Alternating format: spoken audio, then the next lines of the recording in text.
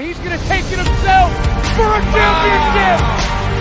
A double play wins it the race. Turn it to the end zone. What a catch. McKay's on touchdown.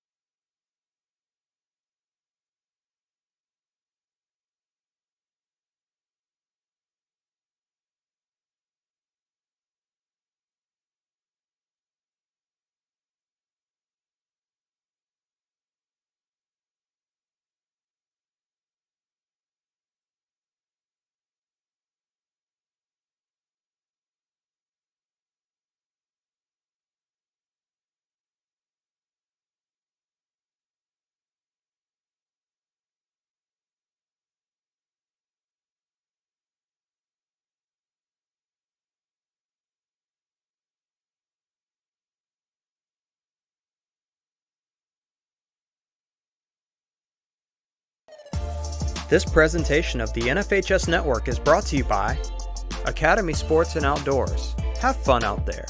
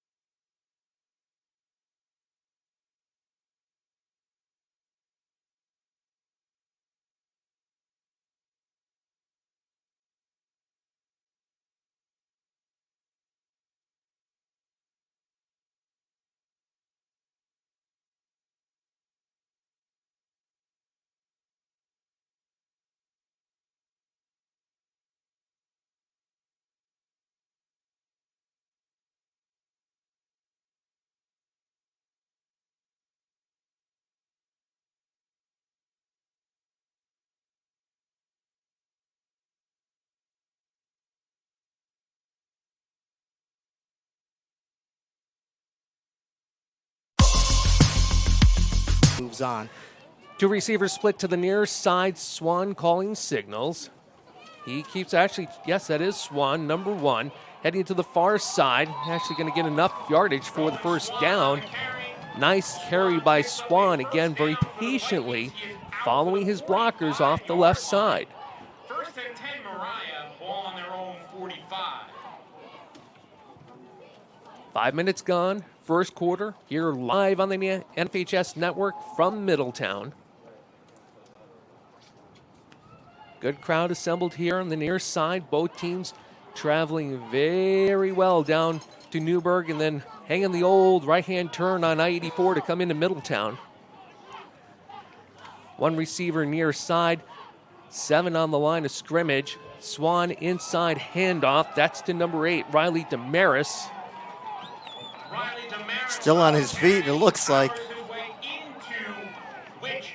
When you sit back and you look at the weight and the height comparison between Greenwich and Moriah, and it's Coach Don Tezar, and a big kudos and big thank you to Coach Tezar. We were trying to connect Tuesday and Wednesday, and then in the second half of the CBS game between the Raiders and Cowboys last night, he sent me a quick email. I'm available now. We shot up a scheduled time to be able to talk. His center's 145 pounds. Some of the players on the defensive side of Greenwich, well in excess of 200. And one of those gentlemen just ate up that particular play, number 79, Ryan Ailing, in on the stop. And Ailing very key on both sides of the line of scrimmage when it comes to Greenwich. So here we go with 3rd and 5, the first time that Greenwich really has impeded the forward progress of Moriah.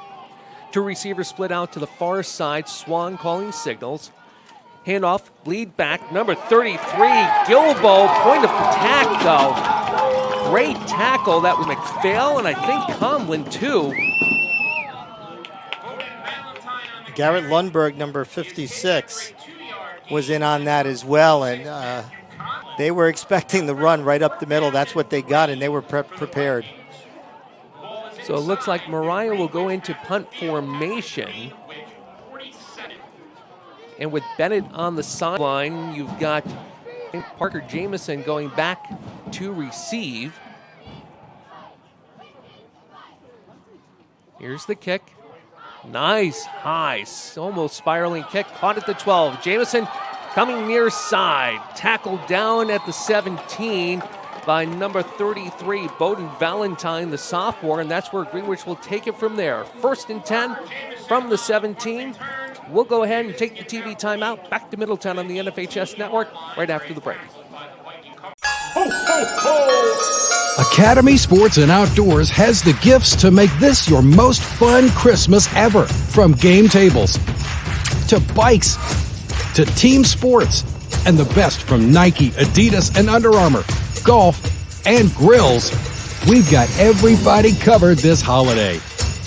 Merry Christmas from everyone at Academy Sports and Outdoors.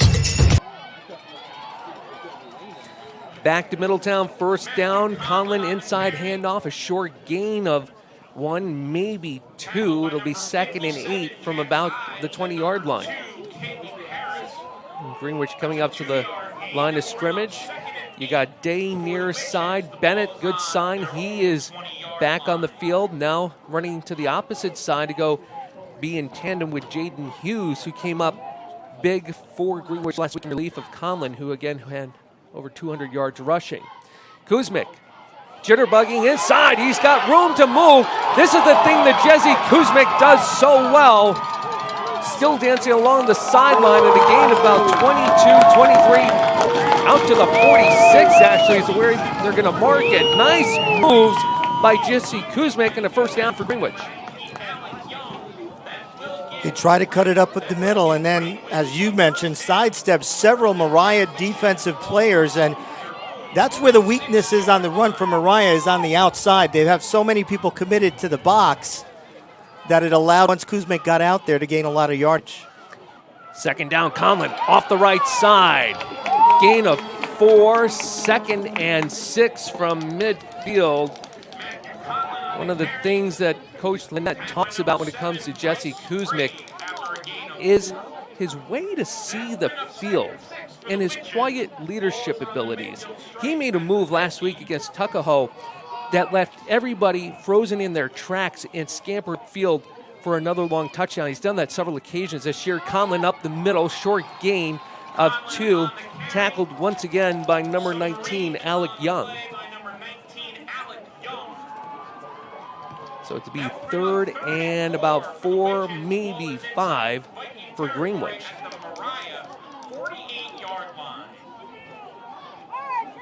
Got to thank everybody here with Middletown and NYSPHAA for having us in for the game. It's always nice after you do a couple of years of radio and then do the digital platform to actually have the crew with multiple angles. Bennett, the pitch outside from Kuzmic. Bennett over the 40, but a flag is down. Day is clapping, so is Bennett, and this may end up going against the Vikings. There is a flag on play. He was tackled by number 2, Caleb Harris. And just like when Kuzmic got his first down run, once you get to the outside, so many people committed for the Vikings inside that there's a lot of running room, and I think you're going to start seeing that option play to the outside a lot more.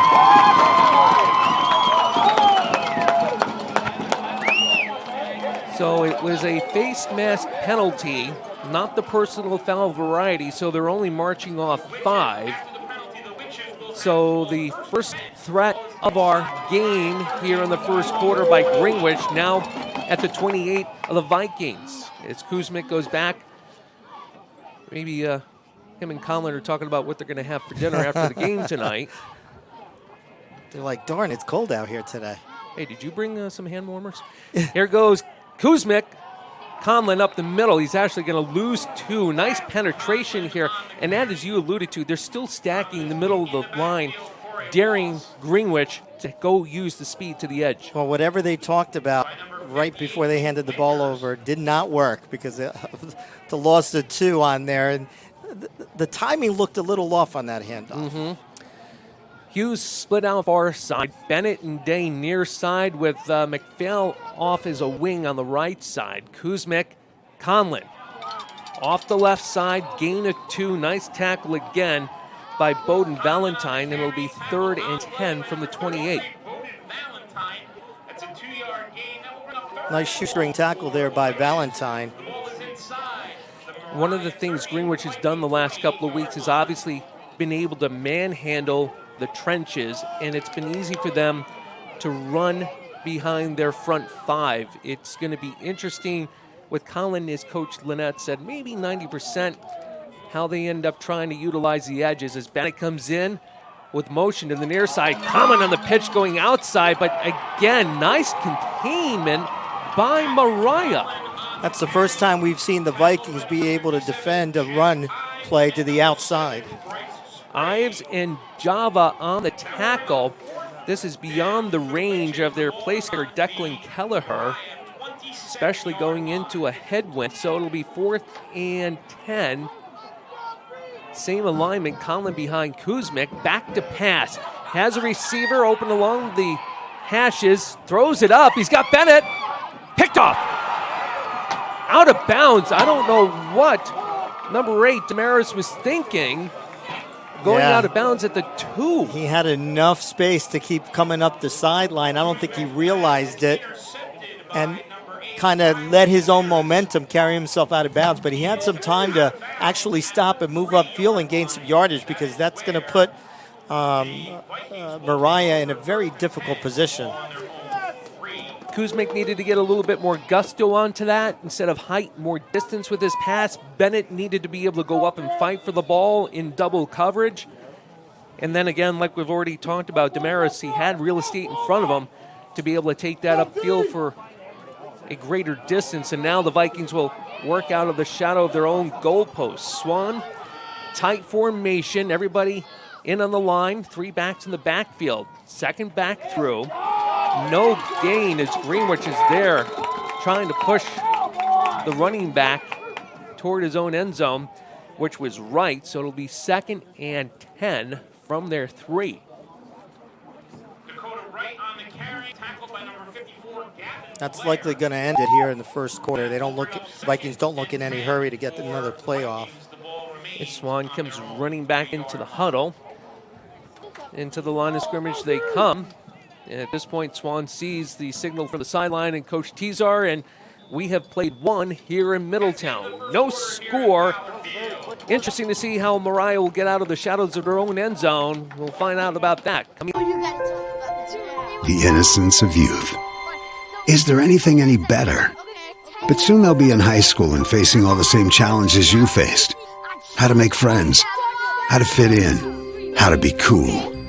We want our children to have everything they'll need to live fulfilling and productive lives.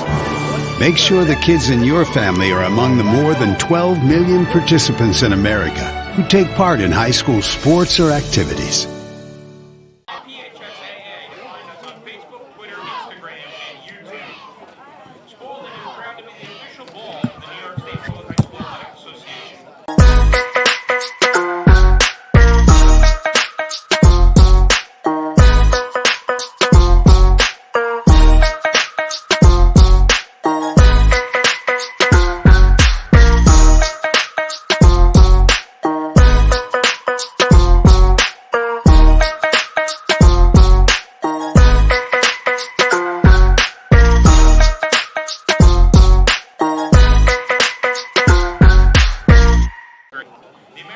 Welcome back to Middletown. We've played 1. No score between the Moriah Vikings and the Greenwich Witches. Tim Drawbridge alongside Ed Estrada and the production crew here at Middletown High School. Great to be with you today. From a play-by-play standpoint, to have the monitor in front of us on top of the field is fantastic. Here's Swan, 2 receivers to the wide far side of the field. Swan, the run pass option, takes him himself up to the 10. It's going to be 3rd and short from there. That at least gives them a little bit more of a reasonable amount of yardage to try to get here on 3rd down. And also, just in case they have to punt, some extra yardage for their punter. You always like to have at least a minimum 12 yards behind your center. The optimum 15 when you're in punt formation. So here's Swan, Damaris to his left. Motion is Valentine to the near side, now set up as a wing.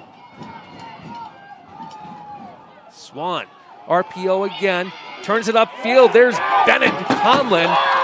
May have stopped him short of the first down. It'll be interesting to see where the spot is. Yeah, I think they're going to mark him about a half a yard short, but it is really close. See what our lead official ends up deciding to do. They'll bring the chain gang out.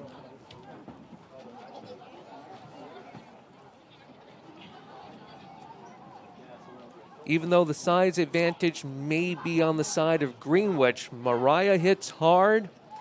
And you know the old adage in football, lowest man wins. And at this point, Moriah's been kind of winning the battle in the trenches. Yeah, the only time the Vikings have had any issue is when Greenwich has been able to bounce the ball outside. But up to now, it's been, as we mentioned at the pregame, a war of the trenches between both of these lines. And it looks like he's going to get the first down. Yeah, that's why I'm up here.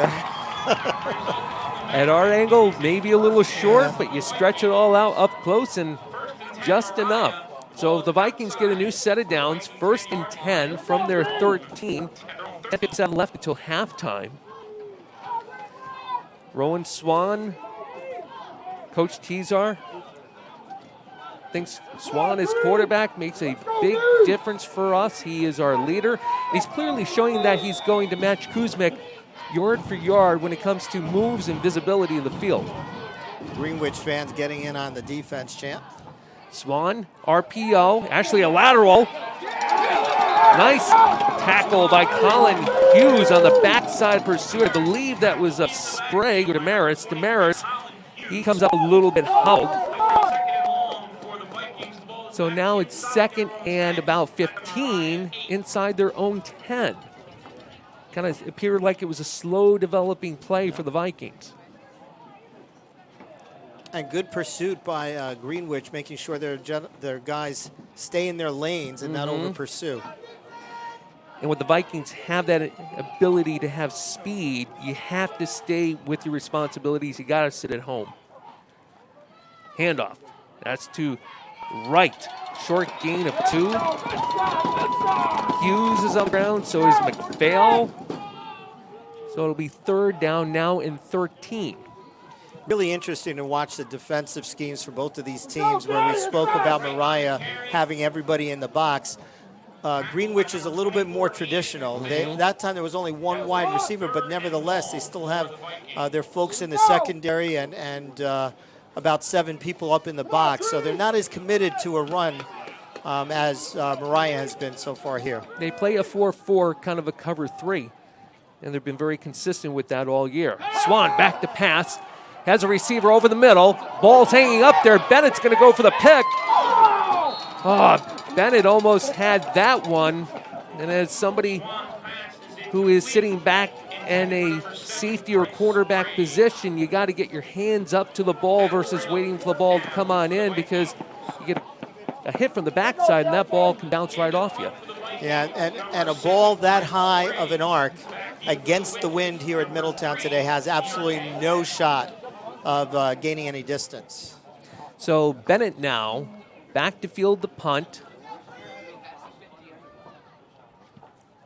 End over end. Short, almost ended up hitting Jamison. This will be touchdown by the Vikings at the 40.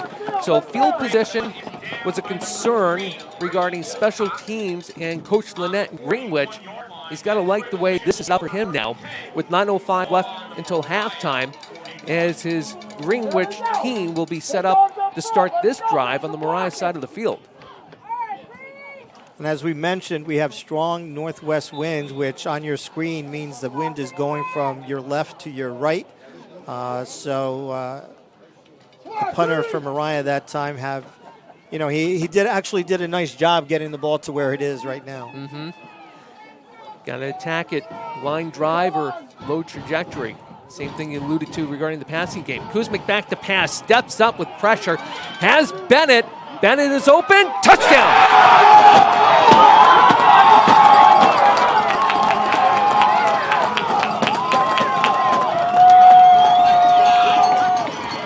What a wonderful looking pass from Kuzmic. And he used the wind to his advantage that time. You could tell that he got a little bit of a jet stream, but a nice timing pattern right into the hands of Dante Bennett, one of Kuzmic's primary receivers here to give the Witches the early lead.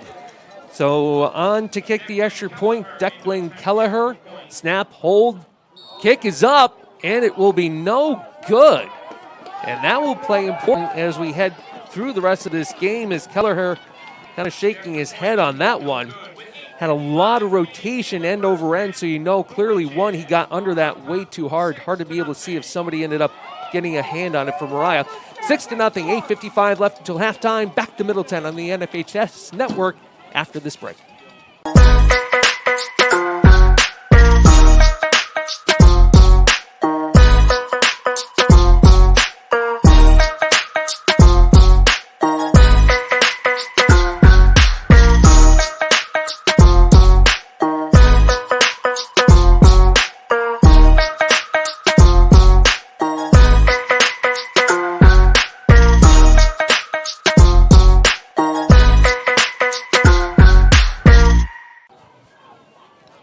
Welcome back to Middletown. A 41-yard touchdown pass from Jesse Kuzmic to Deontay Bennett.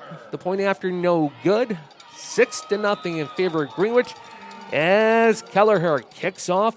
Kind of a squib right up. Hits one of the up then. That would be number 12. And Keegan Callahan, the sophomore. Nice move by Callahan because the ball got kicked and it was right there in front of him into his breadbasket. So now Moriah starts off with good field position from their 47.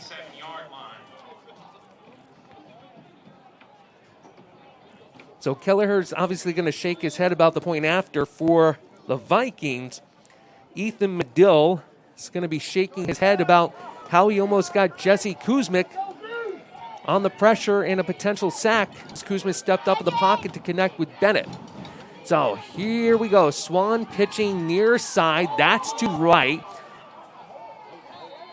And Kuzmic's going to have to learn on defense. He can't just try to grab jersey on somebody running that fast and that hard as Dakota Wright ends up gaining a gain of 5, crossing midfield to the 48. Nice job by Gavin Blair, the middle linebacker for Greenwich, coming up to make the stop. So 2nd and 5 for the Vikings. As the sun's come out here in Middletown, at least for a moment.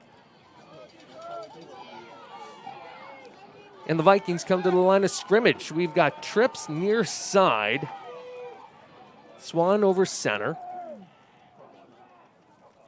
Swan up the middle. Nice call. Goes running right past Kuzmic. Bennett can't wrap him up. A nice gain of about 15 down to the 32. Nice response here by Moriah, coming out of the touchdown drive from Greenwich to take it past midfield with good field position and getting down to the 31.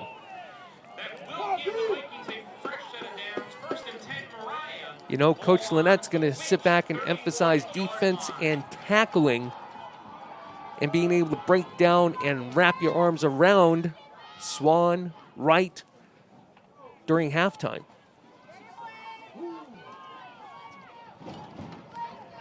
So Swan with the I formation behind him. Second back, I believe, is Wright. Up the middle, lead back. A gain of 2. Crossing the 30, it'll be 2nd down and 8.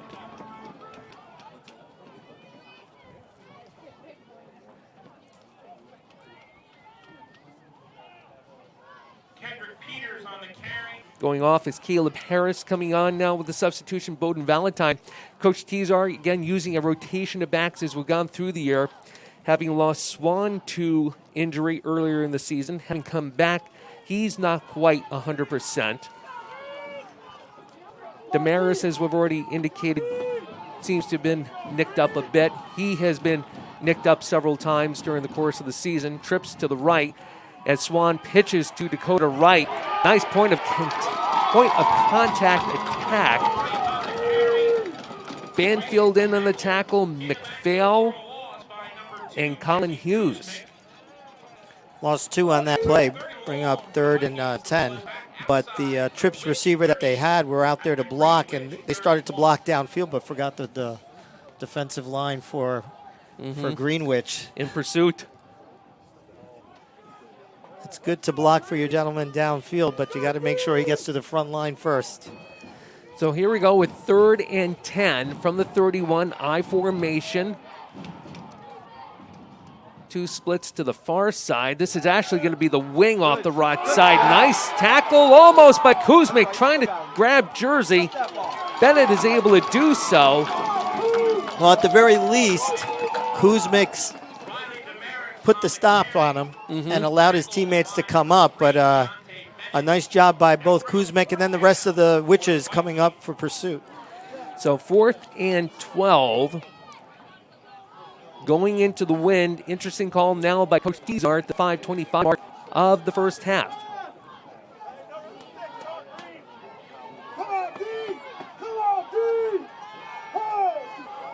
Two receivers coming to the near side. Again, I formation behind Swan. Pitch and a reverse. And it's going to be a run pass option by Sprague. And it's open on the backside. And he's still going. He's going to get the first down. Wow. Amazing run. He actually wanted to go back to Swan. Yes, he did. Who came out for the pass, but the rush by Greenwich got on him so quickly, that wasn't an option any longer, and he just made what he could out of that particular play for the first down. And he was able to freeze Colin in his tracks and get past him and manufactured the first down yardage pretty much all on his own. So 1st and 10 now from the 19.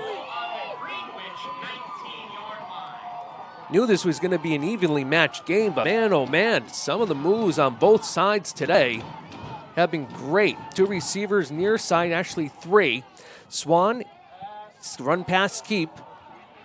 Behind his line, still going, still nobody wrapping up. That time would be number 55, Javuric. Well, that was interesting because it looked for a second like they might have missed an exchange. Swan all of a sudden said, wait a minute, I still have the football, and then went upfield. So I'm not sure if that was a planned play or not. 2nd and 2 from the 11. Swan totally a game-high 126 yards last week against the Haldane with the shutout. Dakota Wright and Damaris both finishing with 70 yards apiece. It kind of feels like Swan's the leading rusher right now. We'll get the updated stats at halftime. Swan, handoff. Ashley Keeper on the outside. That time, that's a great tackle by Andy Eden McPhail. McPhail staying at home and able to get Swan with his hands wrapped around his legs and dragging him to the ground. It'll be 2nd down and... Or actually, he actually got the first down. They only had 2 yards to go on the play. So they are going to have a 1st and goal opportunity here. Moriah. Go ahead. Heading into the 3-minute mark. So Ailing comes out, and the substitution is Hughes.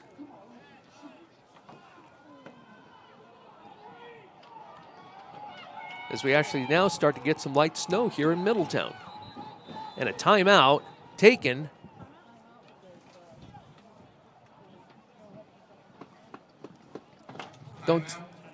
Yeah, there'll be timeout taken by Moriah. So with 3:02 left until halftime, 6-0 Greenwich. The Vikings are threatening. Back here to Middletown after the break. This presentation of the NFHS Network is brought to you by Academy Sports and Outdoors. Have fun out there.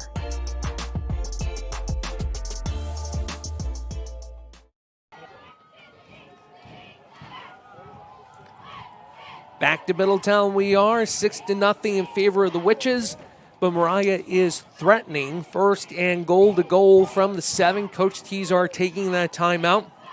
Wants to make sure he's got 4 opportunities to put the ball in the end zone. And first at least try to tie the game for thinking about a point after or 2-point conversion.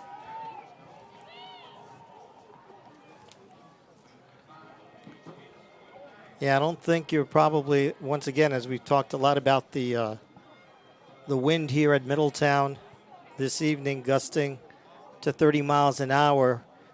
You're already a run-oriented team. You're down 1st and goal from the 7-yard line. Chances are you're going to try to run the football in to the end zone here and worry about throwing it if you ever get down to 4th down.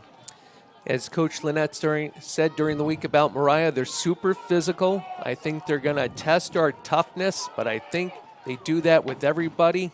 That's their brand. Swan, handoff up the middle to Sprague. Still going. Actually, check that. That's Harris who's back in at the running back position. Short gain to maybe the 7. It'll be 2nd and goal from there.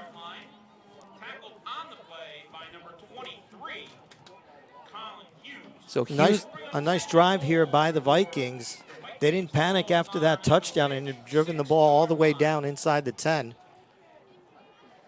you know, when you know this, Ed, from, soccer being here a couple of weeks ago with the state championship and then, the volleyball going on, a lot of the soccer coaches weren't a fan going from the spring to the fall. Felt there was too many games as we have now. Second and goal. We'll finish up that thought in a moment. Swan, keeper, he's trying to run the bootleg to the far side. Pursued. Somebody's helmet's down, but I think that's actually the tackler on the play. Yeah, that was Colin Hughes' helmet, number 23 for the Witches, whose helmet came off, but he stuck with the tackle. He was not going to let go of Swan. He was gaming. But to finish the thought about the soccer coaches, they thought there was too many games. 9 games in 21, 22 days. We didn't have a chance to kind of, have a break from the spring into the fall season. But, hey, they were happy they had a chance to play. The volleyball coaches loved it.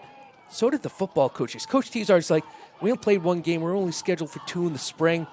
We had a chance to bring up our sophomores and get things installed and implemented. And plus, it kind of replaces that practice and that, as we have a timeout here by Moriah, but we'll keep it here at Middletown.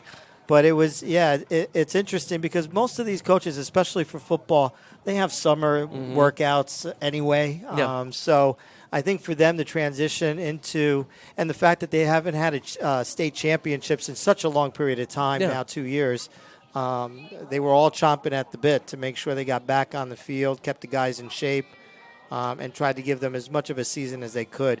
I mean, Middletown here, the Midi Bears won the section title in the spring, did not win it here in the fall. Yep. The spring felt differently, from that perspective. It's ironic that now we're seeing the USFL come back into play, and that was such a prominent thing against the NFL. Now, 40 years ago, hard to believe, back in the younger days. But nonetheless, that was... I understand, that's for sure. It's one of the thought processes that they had back then. And as Coach Lynette said, now the colleges have spring ball. Yeah, they lost some time in the weight room, but he actually felt it was more important to get his younger players up and install his system. Same thing with Coach Tezar. 3rd and goal to goal from the 7 for the Vikings. Swan back to pass. It's a quarterback draw. Defensive side sucked in, but still able to respond as McPhail is one of the tacklers along with Blair.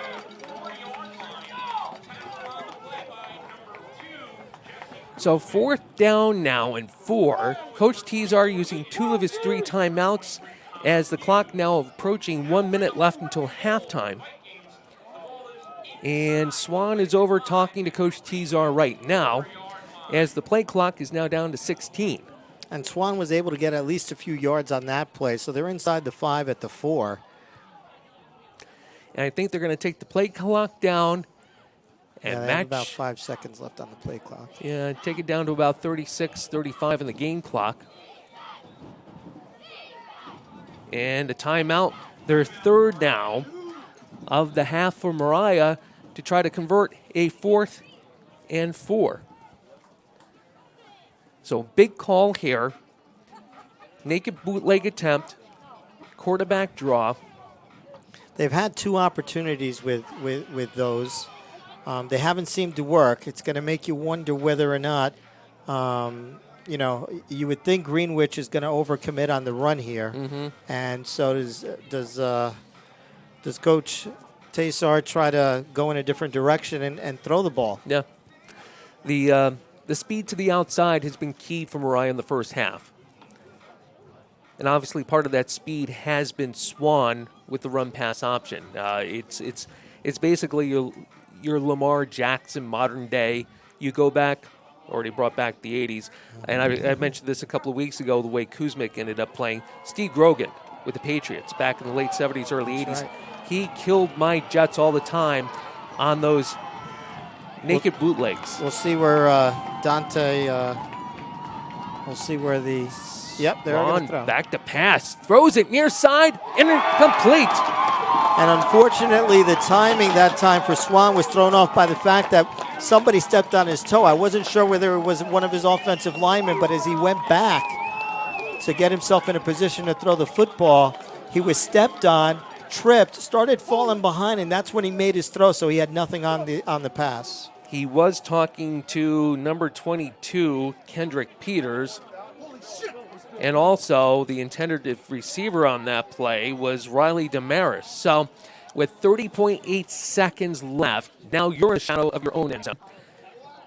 We'll see if Greenwich is content to run out the clock or see if maybe they can try to get a little bit of yardage, considering the fact that they do have 3 timeouts left. 2 receivers split out both sides. Actually, Colin jogging off the field. It's Hughes in the backfield. Kuzmic up the middle. And Kuzmic's still going across the 20 to the 25, trying to rip the ball out. And I'm presuming at this point we're going to get a timeout for Greenwich, even though the clock will stop with the movement of the chains. Coach Linnett is out on the field and calling his team over. So in addition for the clock stoppage for the timeout, he's decided for the first down marker, he's decided to actually call a timeout with 20 seconds here. And as you can see, Jesse Kuzmic, his athleticism clearly on display. Kuzmic, he's a student of the game. He's a quiet leader. In the huddle, it's his huddle. That time he had to be tough, running up the middle with Bowden Valentine trying to hang on him and also rip that ball out. Give credit to Valentine for trying to do both, because he knew if he gave Kuzmic that much, an inch, and loosen up that grip a little bit, Kuzmic was going to be gone. Yeah. It was a very, very safe call that was either going to lead you to halftime if he didn't make anything. They wouldn't have to have snapped the ball again, but, you know, Kuzmic gaining all that yardage forces the timeout to try to see if they can do something else here.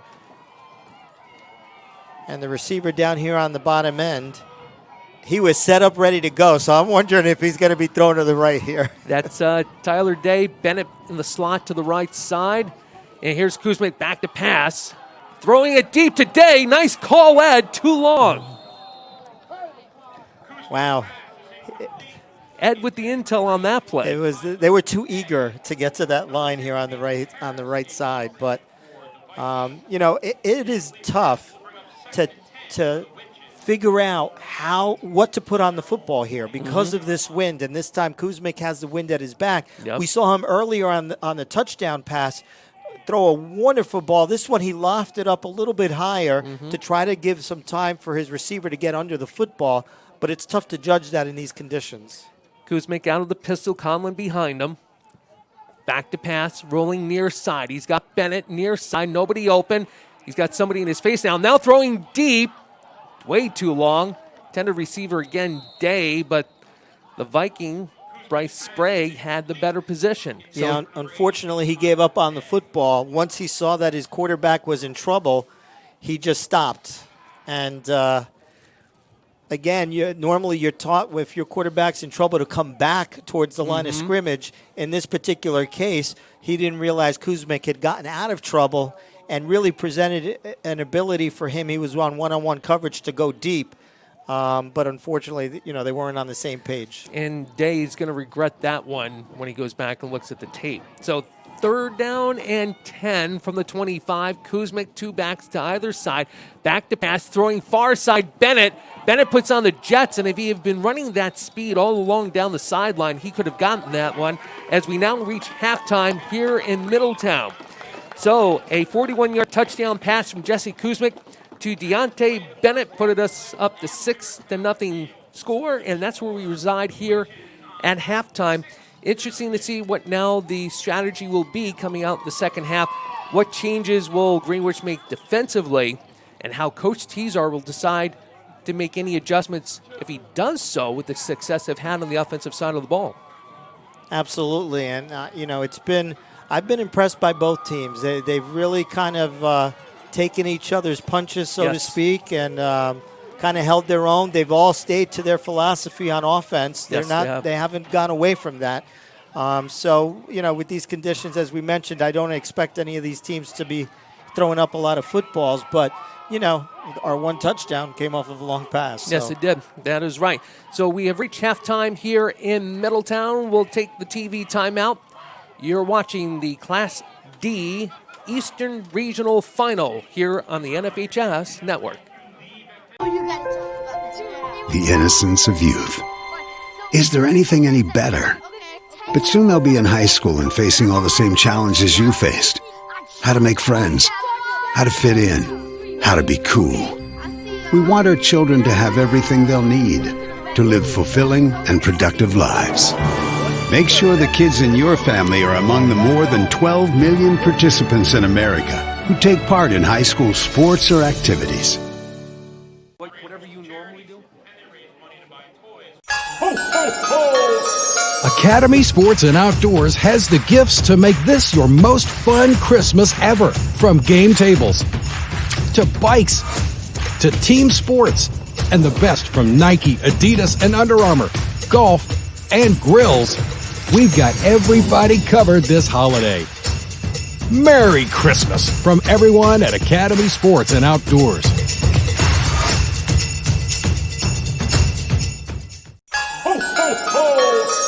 Academy Sports and Outdoors has the gifts to make this your most fun Christmas ever. From game tables to bikes to team sports and the best from Nike, Adidas, and Under Armour, golf, and grills. We've got everybody covered this holiday. Merry Christmas from everyone at Academy Sports and Outdoors.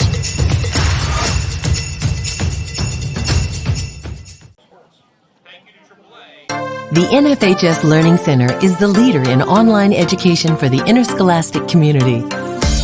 At NFHSLearn.com, you can find over 70 courses, including more than 30 free courses, such as concussion in sports, heat illness prevention, sudden cardiac arrest, and protecting students from abuse. To learn more, visit the NFHS Learning Center.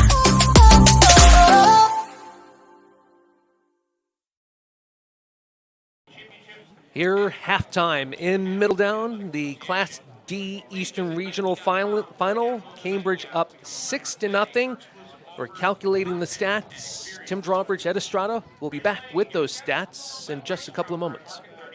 High school sports fans, relive your favorite moments. Just click the shopping cart below the video player to get your digital copy today.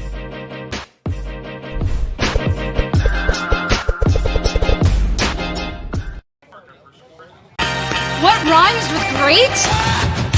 Participate. Where does greatness start? Here, in the classroom. On the stage. In the pool. On the field. Where will your greatness take you? To better grades. To more friends. Yeah! Be great. Participate!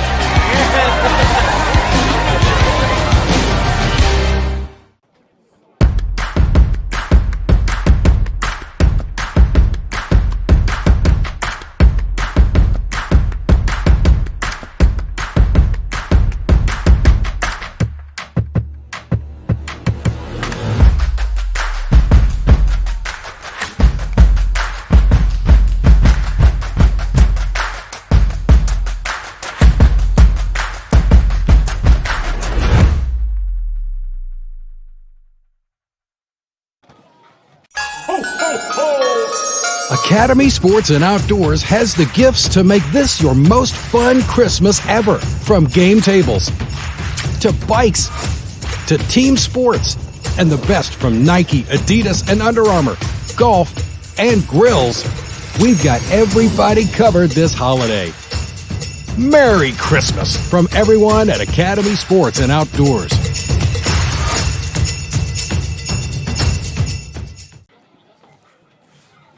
Back here at Middletown at halftime. Clock continues to tick on down. Both teams in the locker rooms.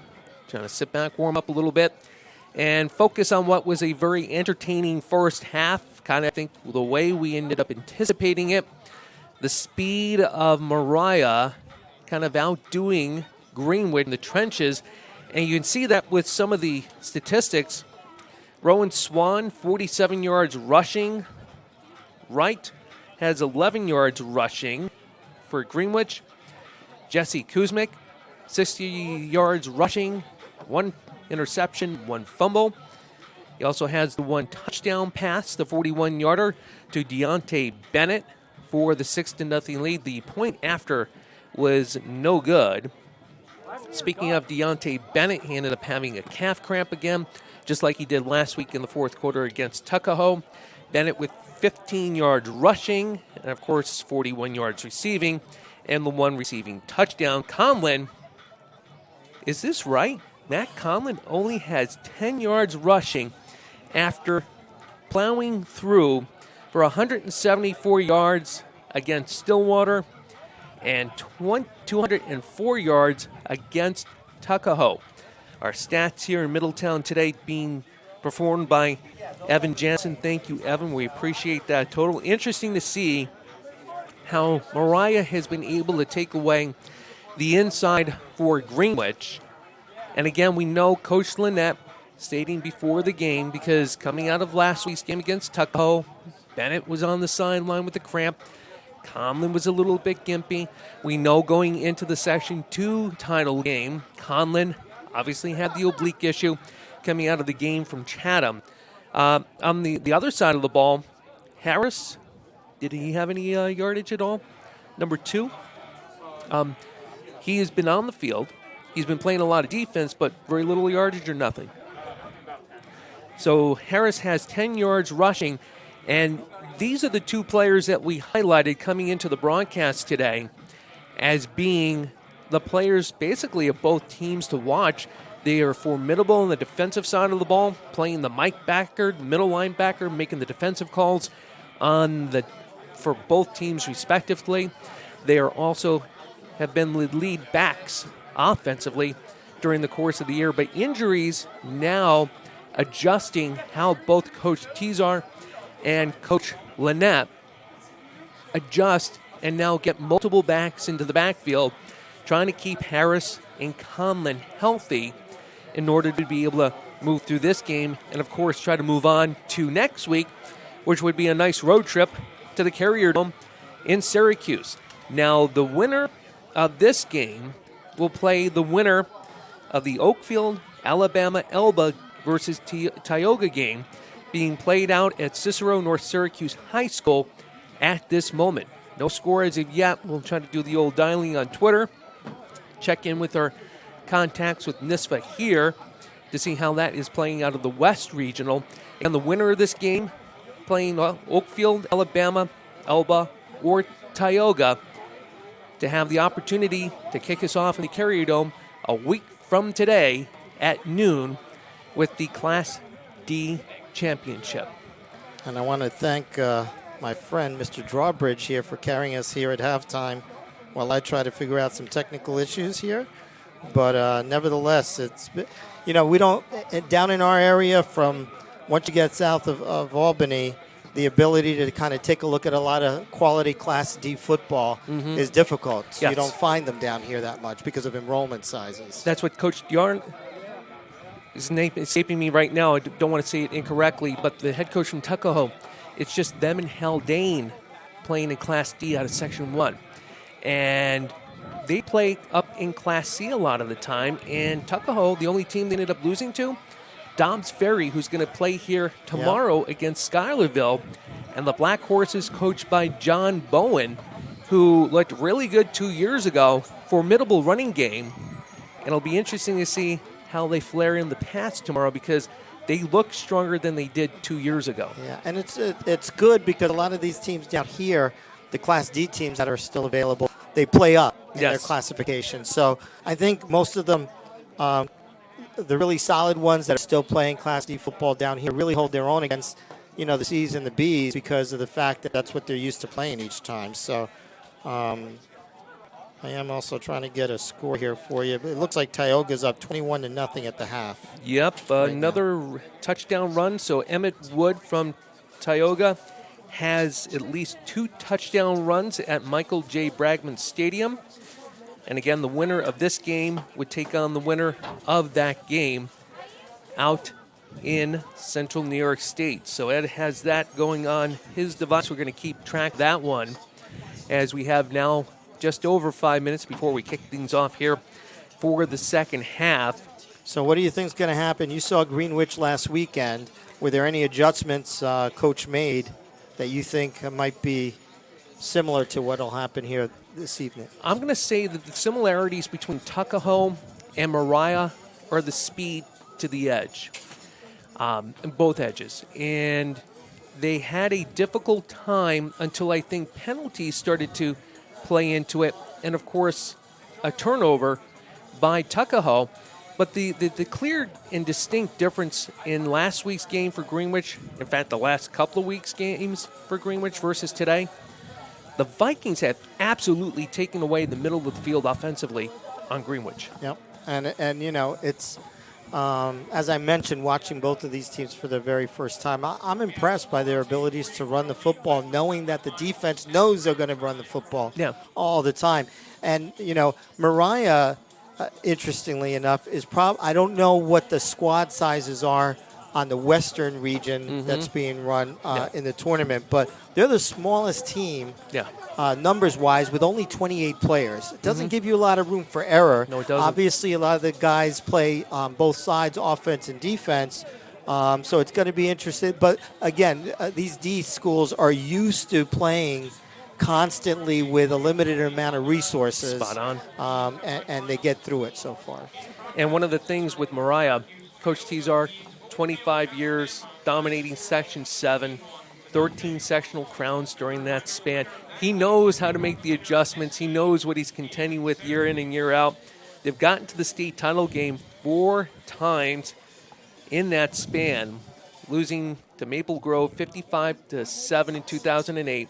41-0 to Randolph in 2009, and then back-to-back to CSP in 2018, 2019, 26-6 and 47-6. Wow, so those have been tough scores once they get to the Carrier Dome. Yes. Or the Dome nowadays. It's not the Carrier Dome anymore. You know. And I'm a Syracuse alum, so.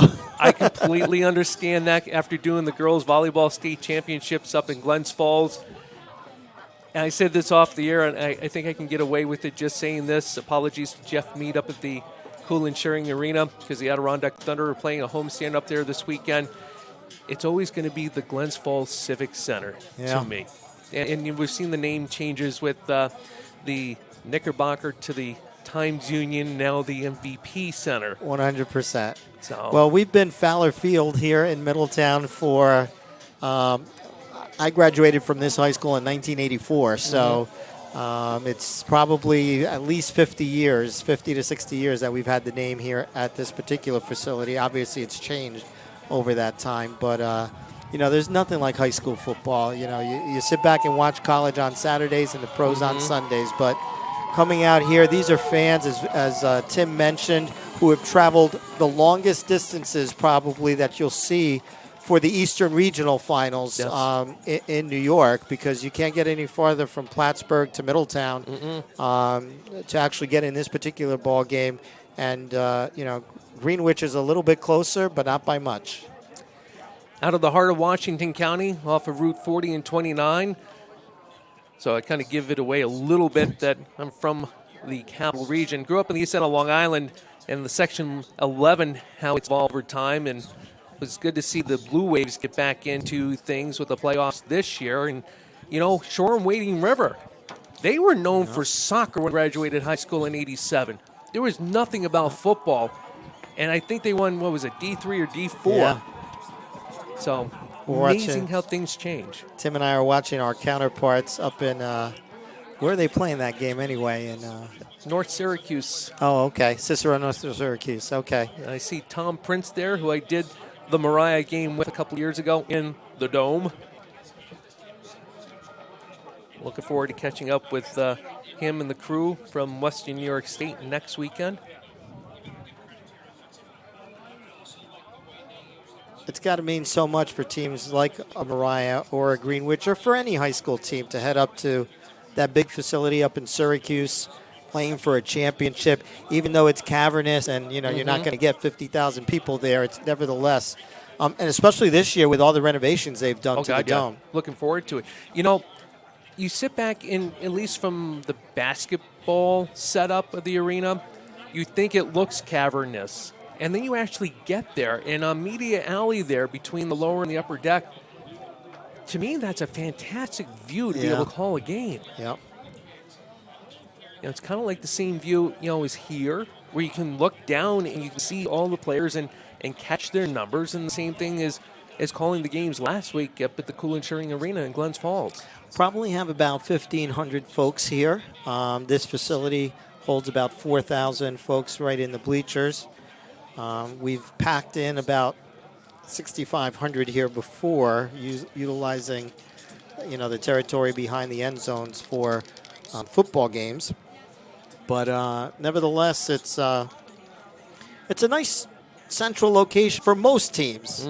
When our next action this evening will be in Class A, and that matches up two Section 1 teams from Westchester, who will both be driving here about an hour to get to Fowler. And then, most of the Capital District schools are within an hour and a half, hour 45 to this facility. So it's a nice central location for the East Regional for the most part.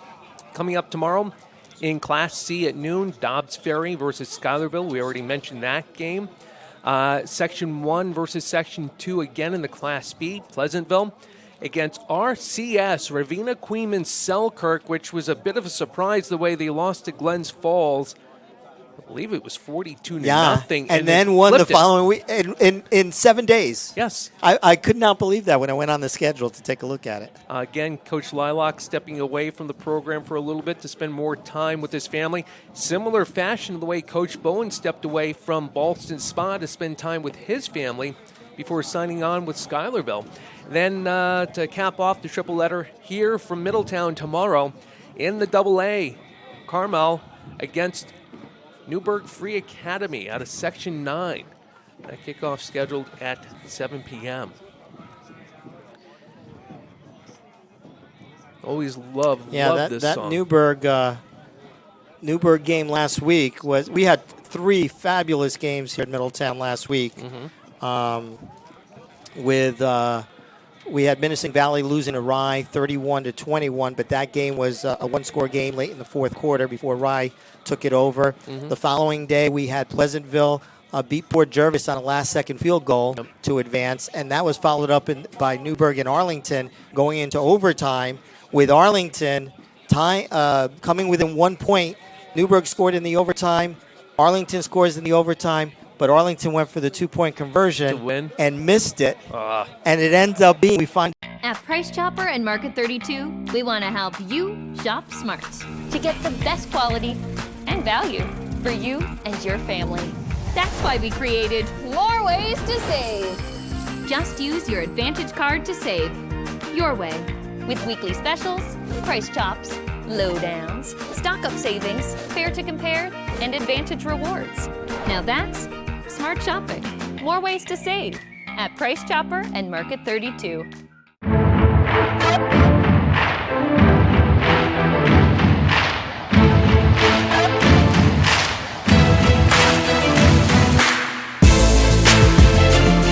To receive this kick, Sprague in the middle.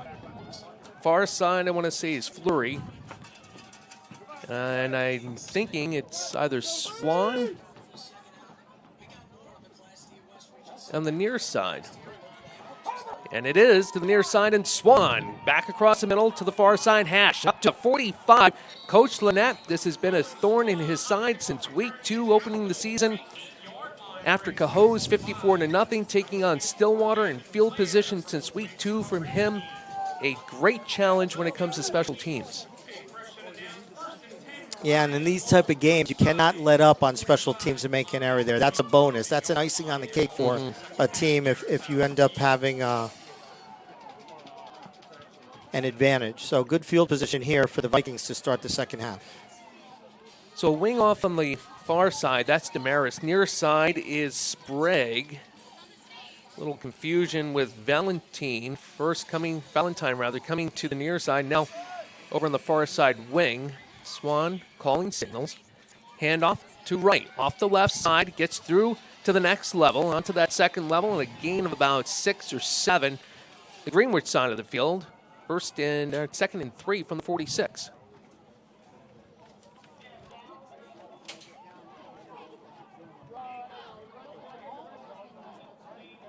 Moriah picking up exactly where they left off in the first half, hacking the edges of this Greenwich defense. To receiver split far side, one near side. Swan handoff up the middle, gain of 4, 5, pushed across 40. That is Riley Damaris, the junior. And a new set of downs for the Moriah Vikings.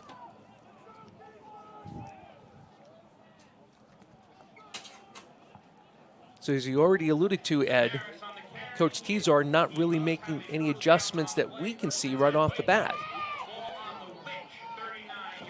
And defensively, Coach Lynette still with the same formation for Greenwich.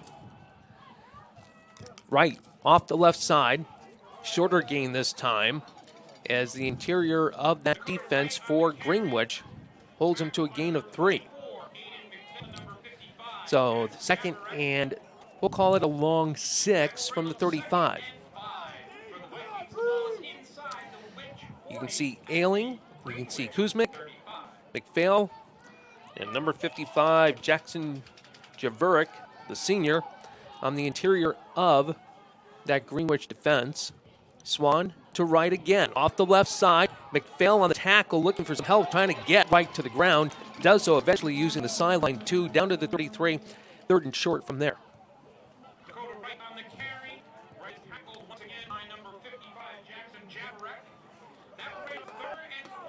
So let's see what Coach Tizar does here.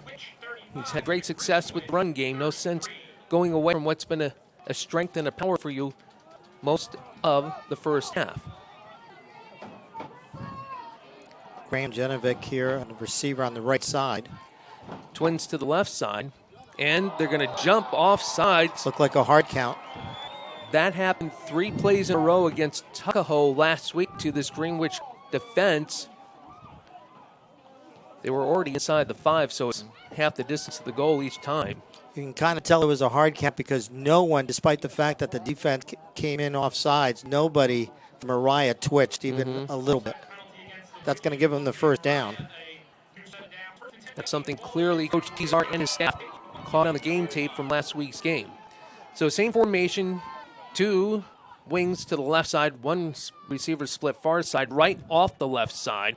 Stood up there, Ethan Banfield taking right down for a very short gain, second and about 8.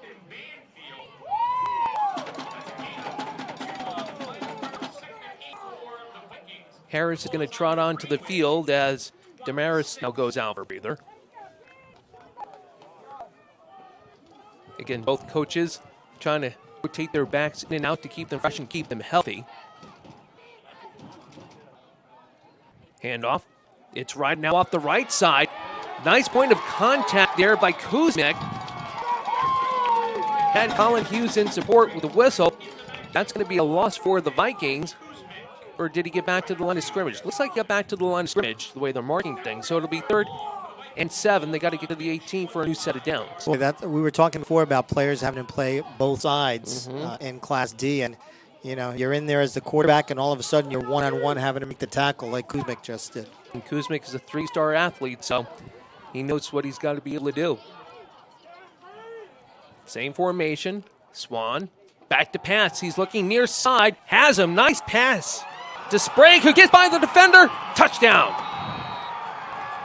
Conlon, McNeil, Parker, who's had 3 interceptions the last couple of weeks.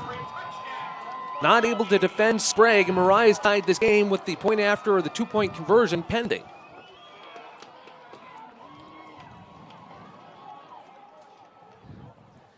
Nice patience by Swan hanging in the pocket there with the pressure coming up from the middle. We talked earlier in our pregame about the fact that Moriah last week went for 2-point conversions after every score. and that's what they're doing here as well. So the Vikings shift Harris, Valentine, near side, Swan, right, inside handoff, no, going to the corner, Swan's got it, in for 2. Rowan Swan using the speed to the corner, beating McPhail, beating Blair, and for the first time in this game, the Vikings have an 8-6 lead. So with 7:47 left, third quarter action from Middletown. It's the Vikings 8, the Witches 6. Back here to Middletown in just a moment on the NFHS Network. At Price Chopper and Market 32, we want to help you shop smart to get the best quality and value for you and your family. That's why we created more ways to save. Just use your Advantage card to save your way with weekly specials, price chops, lowdowns, stock-up savings, fair to compare, and Advantage rewards. Now that's smart shopping. More ways to save at Price Chopper and Market 32.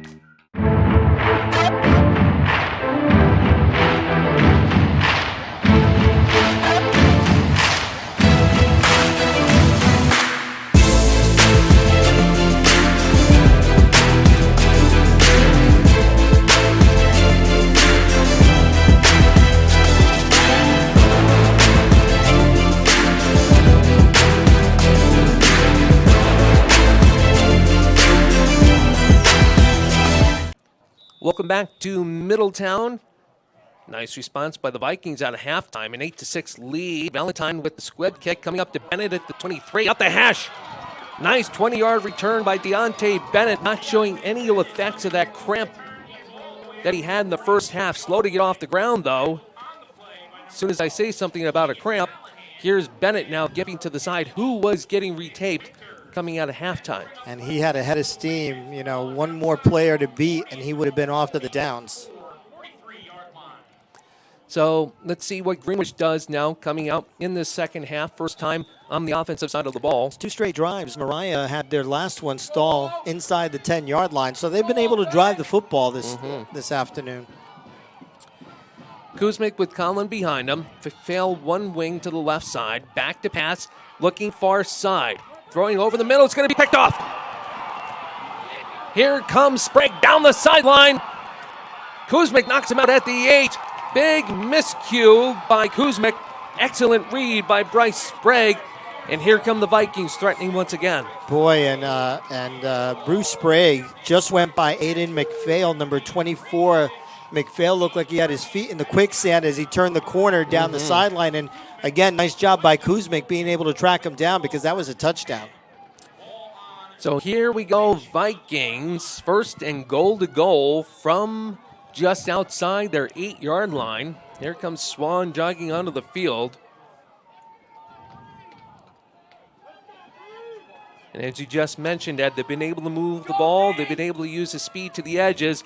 I formation, Harris the fullback, Wright the halfback, and a timeout taken by Moriah. Early timeout. Coach Don Tizar, you saw this in the first half as well when they got close to threatening but couldn't convert. Yeah, and this is, sometimes you cringe when a coach has to call a timeout this early in a half. However, this is an opportunity to really extend this beyond a one-score game for them. So this is a very important drive, given the fact that neither of these teams are built to come back from huge deficits. Tim mentioned earlier in the pregame about the fact that both these teams really haven't had too many close games. No. 8-6 in the third quarter is unfamiliar territory for both of them this year. So it'll be interesting how each team reacts. But right now Moriah with the upper hand, something that Greenwich really had for the first quarter and a half of the ball game. And you don't want to call a timeout when you're coming out on first down, but you've got an opportunity here to be able to put Greenwich back completely on their feet. So here comes Swan, same formation. Damaris is the wing on the near side. It's Harris and Wright in the backfield. Here is Dakota Wright. Point of contact immediately. There's Javerick. Is in there, ailing on the ground. No, check that. 73 Banfield. So second goal from the 8.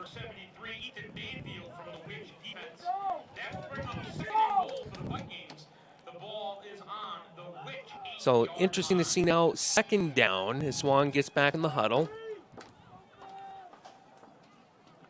If you recall, in that first half when they were threatening, Swan looking for a quarterback draw. Run pass option. Pitch out. Damaris. You can hear some of the Greenwich faithful down below. Tackle as Damaris hit the edge and ran up the edge. The edge, got a gain of about 4 or 5 yards. It'll be third and goal now, just inside the 3. Not a lot of room inside the 10-yard line, so once you have to shimmy back and forth, that allows the defense to really come up on you, and that's what happened there.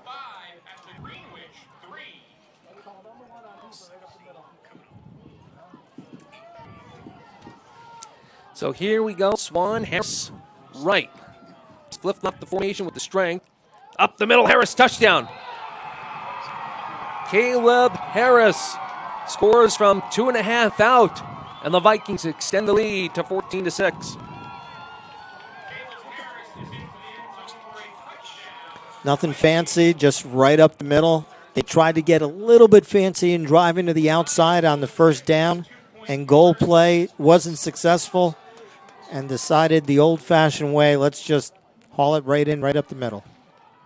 And you got to figure they weren't anticipating that with the amount of time that Moriah has been attacking the edge of their defense. So full house backfield. It's a big play for the Greenwich defense here. Rowan on the keeper. They read it right. McPhail at the point. Nice knockout there. Wow. Number 24, Aiden McPhail again rising to the occasion for the Greenwich defense. Just before the snap, we mentioned the fact that this was a big play defensively to try to keep it within a one-score game. And you could tell that Greenwich defense knew exactly that was the case because they had a head of steam. They knew he was going to keep it, which was the first 2-point conversion, the same exact play, and they were ready for it this time around. Trying to run the RPO and completely knocked out. By the way, the update now from Cicero North Syracuse. Tioga 28-0 over OAE. We'll come back to Middletown here. Actually, we'll hold here for right now as Moriah gets back onto the field. Valentine will tee things up. Actually, no, he will be holding. One Valentine for the other, the brothers. Bowden available to be able to put the finger down in case the wind acts up once again. And Declan, the senior, doing the kicking. Squib kick down. And it's a live ball. Jamison smart to pick it up because that was a live ball available for Moriah's liking too. Short return from the 27 up to about the 32. Jamison, the smart play, picking the ball up. And that's where Greenwich will take over. 1st and 10 from the 32. So one interception by, actually now 2 interceptions by Kuzmic. And it is Kuzmic. I had his aunt in the booth last week at Mechanicville. That was probably very exciting for her, for sure. And it's a nice story with how some of the guys on the field right now, their dads had this opportunity to play strong football for Greenwich. And conversely, a great story with Coach Don Tezar and a connection to Section 2 in Cambridge and how his dad coached Coach Luke of Greenwich, and Tezar was actually the water boy. Wow. And his mom and dad allowed him to help out with all the sports and grow, how he had that development, his affinity evolve for sports. Inside handoff. No, it's not Conlon. That, I believe, is McPhail. No, it's Hughes. Number 23, Colin Hughes. Nice play and a new set of downs. 1st and 10 from the 44. Greenwich coming to the line. And by the way, Conlon, who had 10 yards going in at the half for rushing after 174 and 170 and 204 the last 2 weeks. Kuzmic, nice way to avoid number 22, Kendrick Peters from Moriah. 2nd and 10 from the 44. But Conlon is on the sideline. Hughes is in. And I'm looking to see where Bennett is because he came gimping off after the second half kickoff, and he is on the far side. He'll be lining up in the slot next to Jaden Hughes.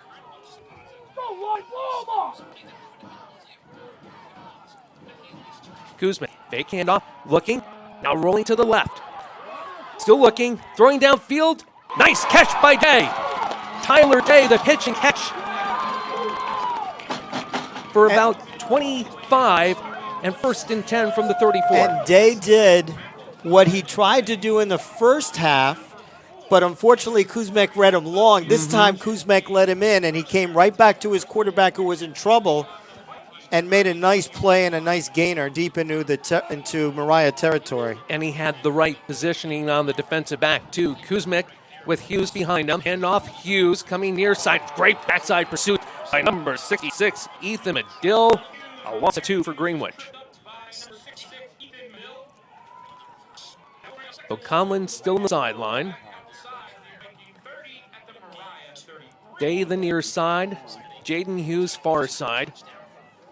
Colin Hughes in the backfield. Bennett lined up in the slot here on the near side, the bottom of your frame. Kuzmic, back to pass, quarterback draw. Kuzmic still has the ball, up the middle, still going. Second level, across the 20 to the 19, and a new set of downs again for Greenwich. Jesse Kuzmic taking the ball, got a Moriah Viking down at the 30. We'll check on that person, but Jesse Kuzmic showing his vision for the field and his athleticism on that play. And he's done that almost the entire night, so both offensively and defensively for Greenwich. So the players are taking a knee as the Viking players attended. This presentation of the NFHS Network is brought to you by Academy Sports and Outdoors. Have fun out there.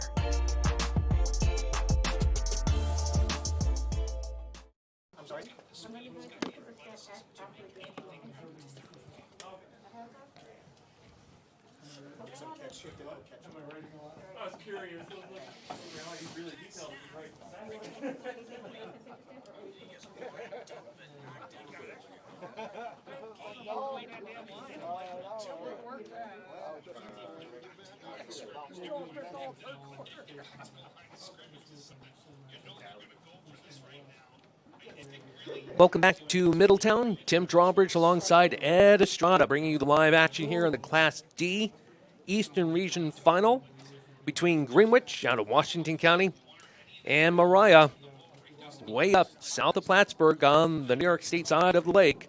That would be Lake Champlain, by the way. And Moriah leads 14-6. We'll go ahead, we'll take another break as the Moriah players still being attended to on the field. Back to Middletown in just a moment. At Price Chopper and Market 32, we want to help you shop smart to get the best quality and value for you and your family. That's why we created more ways to save. Just use your Advantage card to save your way with weekly specials, price chops, lowdowns, stock-up savings, fair to compare, and Advantage rewards. Now that's smart shopping.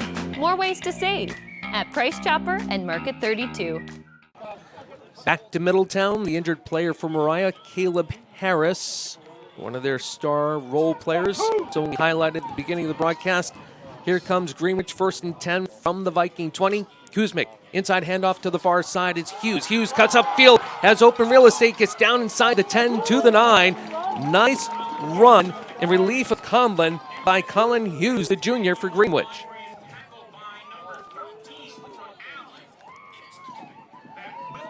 Conlon, who came out of the game against Chatham, the strained oblique, was steamrolling along through Stillwater, not exactly knowing how he was going to come out, and he did steamroll through Stillwater. Nice play that time on 1st and 10 by the Vikings, and number 33, Bowden Valentine, getting Hughes in the backfield.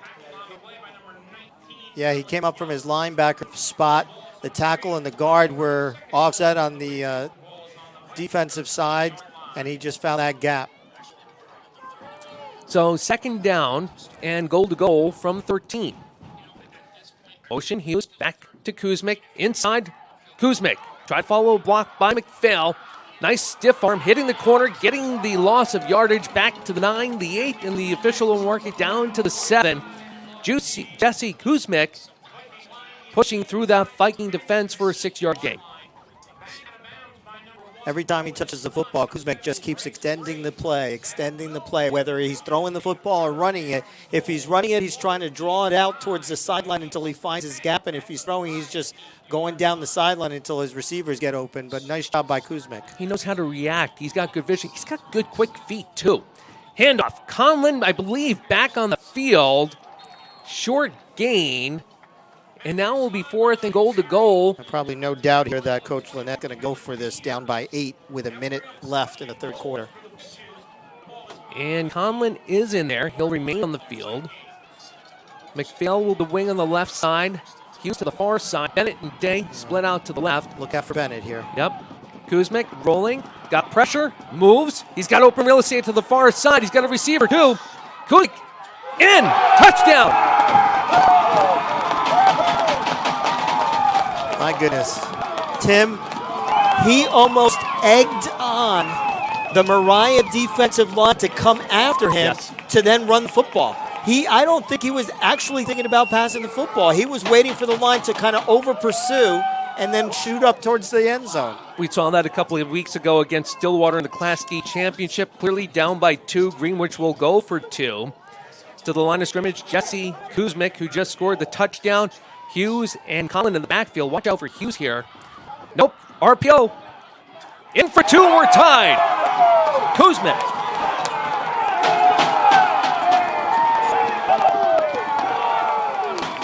This has become the Jesse Kuzmic show here at Fowler for the Witches to tie this ball game up with under a minute left here in the third quarter. And I don't know what's in the water down here in the Hudson Valley, but looking at a Tioga score over OAE 28-0, but we have a barn burner here, Tim, headed into the fourth quarter.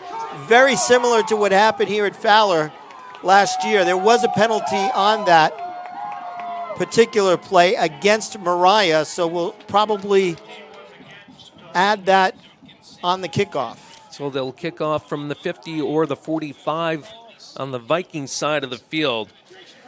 Here's a couple of comments by Coach Doug Luke, now with the merger between Cambridge and Salem. He's smart, he's fast, he's quick, he's multi-dimensional. When he decides to pull it down and take off and use his instincts, we're concerned. And Coach Don Tizar had that concern coming in. Conlon obviously is not 100% at all. You've seen the spurts now with Colin Hughes. But when Kuzmic has that ability to have just an inkling, a cracked door open, he's able to blast right through and get a lot of yardage. Just, so impressive to watch him both on offense and on defense. He's been doing this as well for the Witches, and we'll see what he has in store for another quarter and 42 seconds as the penalties marked off against Moriah. So the Witches will be kicking off already in Moriah territory at the 45. So Swan is on the near side hash. In the middle is Sprague, and I can't quite catch the number on the far side hash as we have number 32, Declan Kelleher. Looks like number 4 on the far. That's Evan Fleury. It was a good assumption I had last time because it looked like a number 4 Kelleher. The nice little pooch kick that stays in. It does. Live ball. Fleury covered it. Nice kick by Kelleher, who missed the point after the first touchdown by Greenwich, redeeming himself with a very nice placed ball and one that had the right spin rate to be able to stay within the field of play. So 1st and 10 now for Moriah from their own 19. How does Moriah respond here with just over 42 seconds left in the third quarter? Definitely going to be interesting here. A lot of big scores for both these teams throughout the year, and they find each other tied at 14. So here we go with Swan behind center. Sprague split to the near side. I formation, Swan up middle. Call his number, nobody's home. Can't sit there and swat at the ball. He's still going. He could go all the way. Touchdown. Wow. It was almost like a quick snap. It took Greenwich by surprise.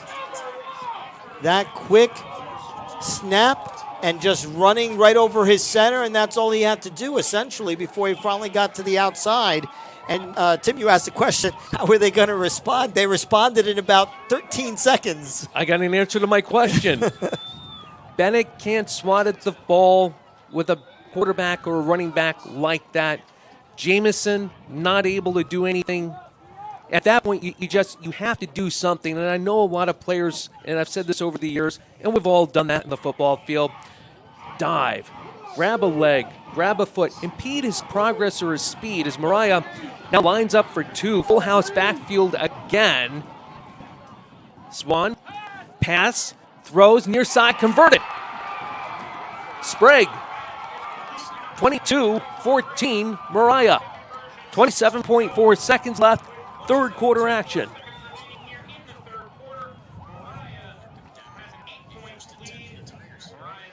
We'll go ahead and we'll take the TV timeout. Back to Middletown on the NFHS network in just a moment.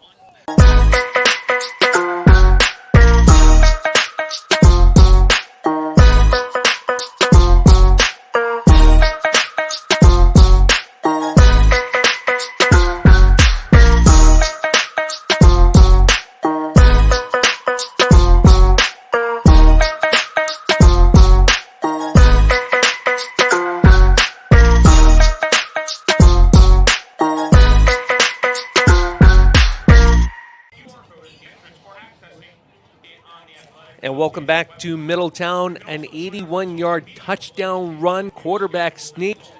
That's old school football, going all the way back in the day. Ryan Swan, the conversion on the pass from Swan to Sprague, and it's an 8-point lead for the Vikings. Ryan Swan, the linemen open up holes you can drive a truck through. On the defense, we're getting into the backfield. We're tenacious. The line is the big reason we have been able to move on. And thus far, it's the reason why they are in the lead. Hughes falls on it at the 33. That's where Greenwich will take over with 27.4 seconds left here in the third quarter. And little doubt on what team or which team either Moriah or Greenwich will take on in the Carrier Dome next week, as Tioga has just put up another score with about 10 minutes left in that ball game. And pending the extra point, they're up 34-0 on OAE. Impressive performance by Tioga out at Cicero, North Syracuse. Again, the Class D championship game in Syracuse next Friday, kicking off at noon. Bennett split out far side, Dane near side, Kuzmic near side pitch. Back that's Bennett. That was Hughes to the far side. And Bennett for a short gain of 1. Bennett seems to be walking okay with that calf having cramped up on him twice at least during the course of the game. We'll see if Greenwich will get a playoff here. There's 7 seconds left. They are at the line of scrimmage. And we hit zeros before the snap and kind of a telegraph. The pitch to Bennett, not able to be executed. Running out of time after 3 here from Middletown. Moriah 22, Greenwich 14. We've got an exciting fourth quarter on tap. You're watching us here on the NFHS Network. At Price Chopper and Market 32, we want to help you shop smart to get the best quality and value for you and your family. That's why we created more ways to save. Just use your Advantage card to save your way with weekly specials, price chops, lowdowns, stock-up savings, fair to compare, and Advantage rewards. Now that's smart shopping. More ways to save at Price Chopper and Market 32.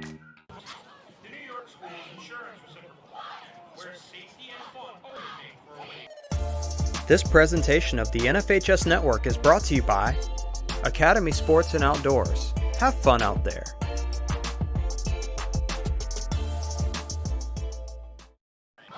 Welcome back to Middletown. Rowan Swan leading this Viking offensive charge, over 100 yards rushing. See how Greenwich now responds. As Jesse Kuzmic obviously would like to go imano and try to get this game tied here against Moriah. Fake pitch to the far side, Bennett. Here comes Kuzmic near side. Nice tackle there by Sprague at the 37. It'll be third down now and 6 at 37. Nice job that time by Moriah, making sure everybody stayed in their lane, knowing that Kuzmic is just going to keep going to the sideline until he can find a hole. So 2 backs in the backfield. I believe that's McPhail on the wing on the left side. Pitch outside Bennett. Nice pull by the guard there. Bennett trying to move upfield. Should have dug his feet in and gone upfield. Fancy moves ends up meaning he loses yardage. No, he gained maybe 1 or 2. So it's 4th down and 4. See what the gambler, Coach Lynette, feels like doing here. You're absolutely right there, Tim. He could have either continued to go to the outside and get to the corner, which is what I thought he was going to do, or if he decided to hit upfield, he needed to hit that really quick and not hesitate. The hesitation cost him. He had Hunter Dixon pulling as the guard out in front of him as the lead blocker with the open real estate. Here's Kuzmic. Fake inside handoff to Hughes. Has nobody available. Throws it deep. Up to Hughes. Too tall. Nice coverage there by number 4, Evan Fleury. And on downs, Moriah gets the ball back on the Greenwich side of the field. Good coverage that time downfield by Moriah. The ball looks like it took off a little bit on Kuzmic with the wind at his back. We talked about earlier in the game that, having to just win because it's so strong. And we'll see what Moriah can do here. A very big set of downs, a big series defensively for Greenwich as they trail in the ball game by 8 with just under 11 minutes remaining. So Rowan Swan comes to the line of scrimmage. I formation with the wing to the near side. Swan up the middle. Ailing somehow got a hand on him, and there goes Dakota Wright right through the first level, and that's a cavalcade for the Vikings. They had him stopped at the line of scrimmage, but nobody tackled low. Everybody was trying to bring him down from the top, and he just bounced off like a pinball machine and found the extra advantage getting the first down on a big gainer. That's an appropriate analogy because he went right past Ailing, who kept engaged in his block. So 1st and 10 inside the 20 now for the Vikings, and an ability to make this a 2-possession game very easily. Damaris motion. Valentine was the lead back. He's blocking for Wright. This time a shorter gain, a gain of about 2 to 3 to the 16. 2nd down for Moriah. And this is an 8-point game. The advantage a little bit to Greenwich here is that they don't really have a kicker, the Vikings. So this is either going to be a touchdown or a turnover on downs. This is where you'd actually like to have a field goal kicker and extend this beyond a 1-possession game. And Greenwich was able to utilize that against Stillwater a couple weeks ago with Kelleher executing from short range. 3rd down now. Sprague split out far side, or check that 2nd down. I formation. 2nd back through. That's right. Gets to the 2nd level very easily. It's going to be 3rd and short for the Vikings. If Greenwich wants an opportunity, they've got to rise to the occasion here.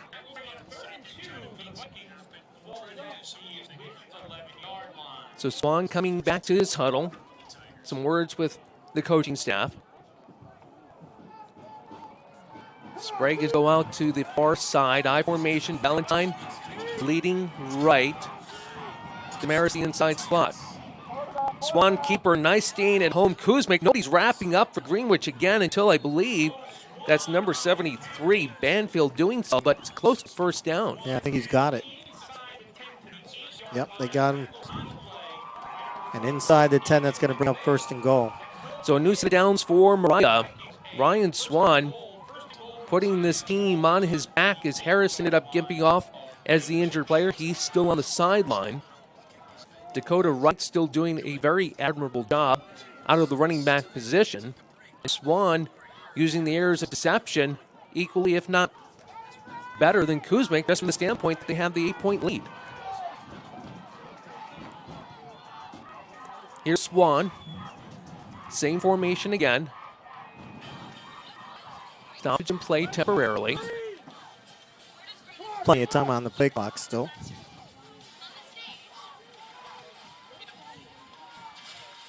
Greenwich showing blitz. Ashley comes. There goes Wright through the first level, falling down just inside the 5. And 2nd and goal for the Vikings.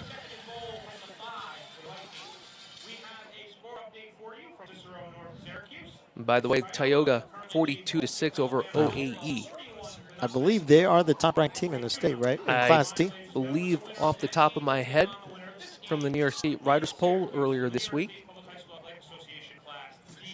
OAE actually got a score on there, so it's 42-6. Yeah. Same formation again. Here come the Vikings. That's Sprague inside, down to the 2. We know this is going to be 2-down territory here. 4-down territory. Banfield in on a tackle there. Nothing fancy about this. This is just good old-fashioned smash-mouth football.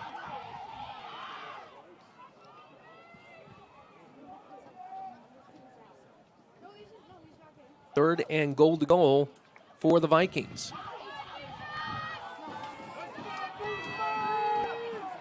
Once again, Sprague out far, Damaris in the slot. Right. Ball on the ground. And nice heads-up play by Bryce Sprague to fall on it at the 5. So didn't look like he got it into the belly of the runner. Almost seemed like a slow developing play again. So 4th and goal to go now for the Vikings at the 5-yard line. Greenwich cannot afford any score here by Moriah with under 6 left. And the clock's still running. It looks like they're willing to let the clock go down and then take a timeout. And they will take a timeout. I have this as their second timeout in the half. You're absolutely correct. So with the timeout, 5:23 left, 4th quarter. Here in Middletown on the NFHS network, Tim Drawbridge alongside Ed Estrada. Waves of momentum going back and forth. And Moriah with the 8-point lead. We'll keep it here. We'll go ahead, we'll take the TV timeout. Back to Middletown after the break. This presentation of the NFHS network is brought to you by Academy Sports and Outdoors. Have fun out there.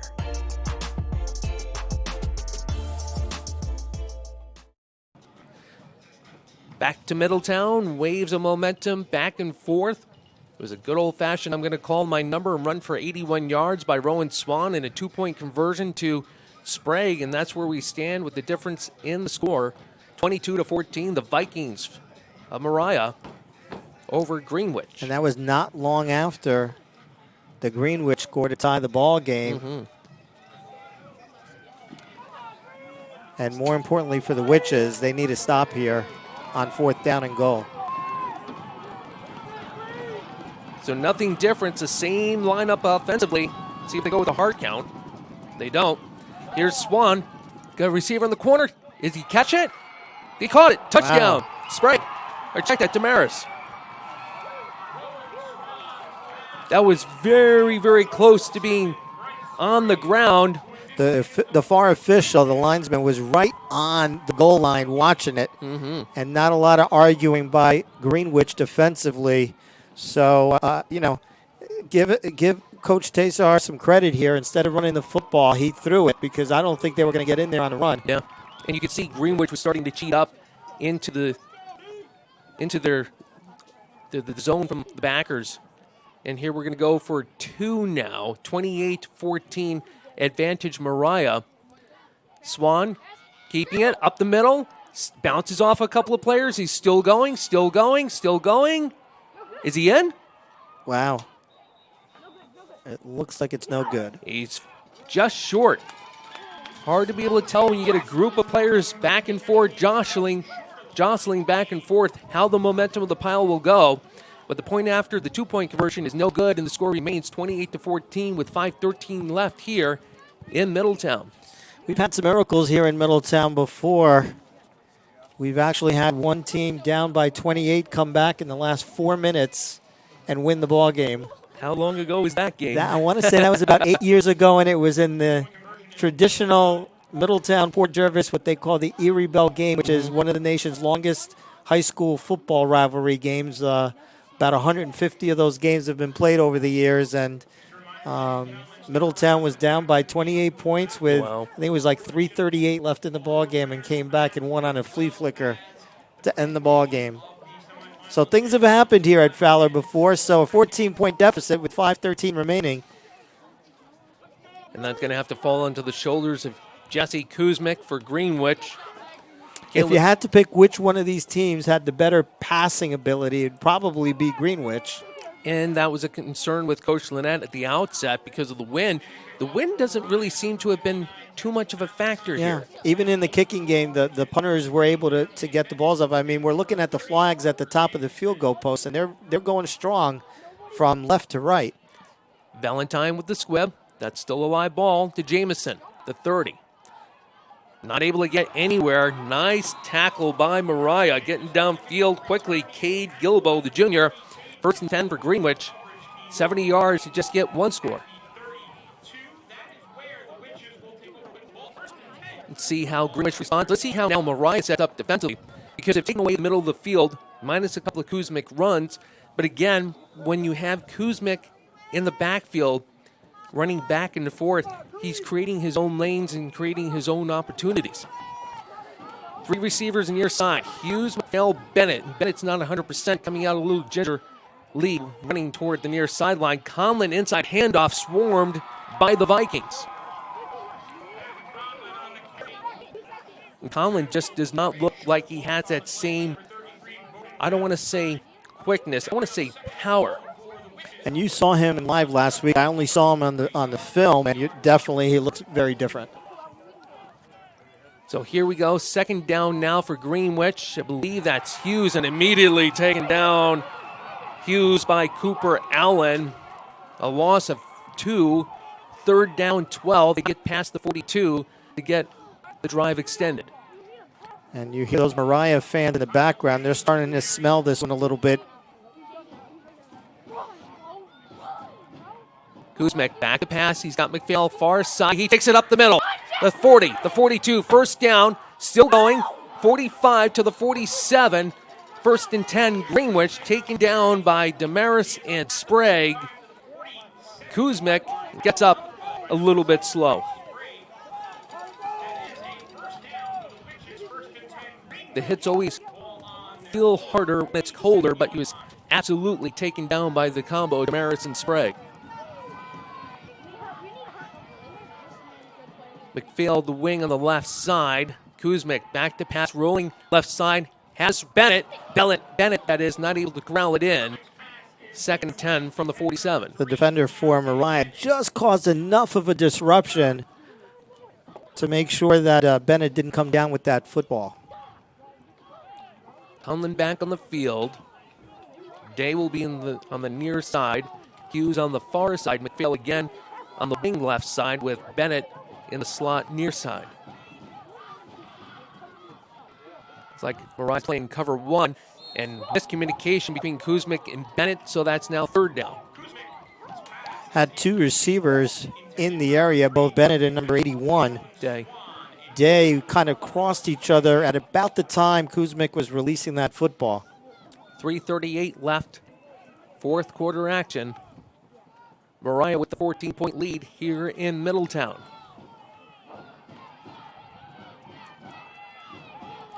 Kuzmic up the middle, gonna make it on his own to the 45. Nice move, bounces in one of his linemen, trying to outrun Swan to the far side, gets out of bounds at the 34. Smart play, trying to get out of bounds and stop the clock, knowing that they need 2 scores. And not wasting one of their timeouts, which they'll need to keep for defense. So 1st and 10 now from the Viking 34.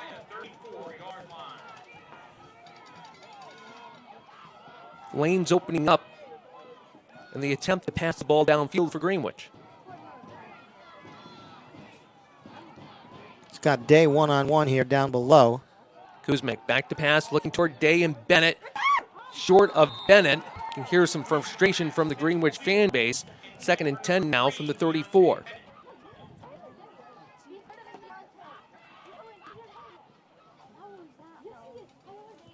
Still like the patience here from Greenwich. They have all 3 timeouts remaining in this game, so if they can get a score here at least within the next minute without utilizing one of those timeouts, they'll be able to use them on defense.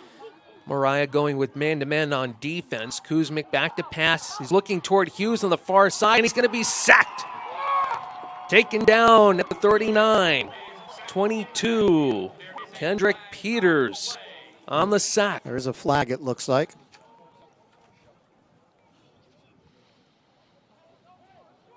The conference. And it looks like illegal use of hands. Or did they get him for a chop block? It was hard to be able to catch the official's hands, but he was moving them. You're about to get the call here from him. Dead ball foul, personal foul, so they're going to move that back 15. So they lose the yardage with the sack. They're now going to have 15 put on it. And they lose the down as well. So it's going to be a third down. They need to get all the way to the 24 of Moriah. So in essence, he's saying they have to cross toward Port Jervis. There you go. Kuzmic back to pass, looking the way of Bennett, and Day has Day. Boy, did not continue his route again. Absolutely. He got caught up with his defender. I don't know whether he was just trying to fight him off, but he was definitely slowed down at about the 40-yard line, because if he keeps going straight, that's a touchdown. How many times have we said that today of Greenwich? They're going to look back at this game tape today at the missed opportunities and throwing the ball down the field. Updating the score from North Syracuse Cicero, or Cicero North Syracuse appropriately. Toyota 49 of OAE, 49-6. Kuzmic back to pass, whistle. Another dead ball penalty. There's a flag, yep, procedure. That's another 5. To convert this, they have to get down to the 24 of Moriah.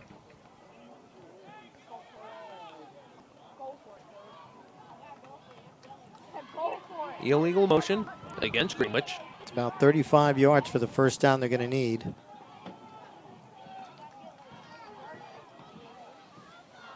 And this is essentially the last-ditch effort here for the Witches if they want to keep this game going. Kuzmic, back to pass.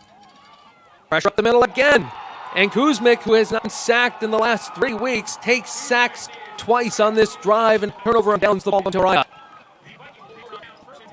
And just too much. He needed a lot of time on that to make up 35 yards and extend the game. And they were just, when you typically run the football and you only have 2 receivers out to try to get open, that's a tall task to ask for Kuzmic, who's had an outstanding game. That drive notwithstanding.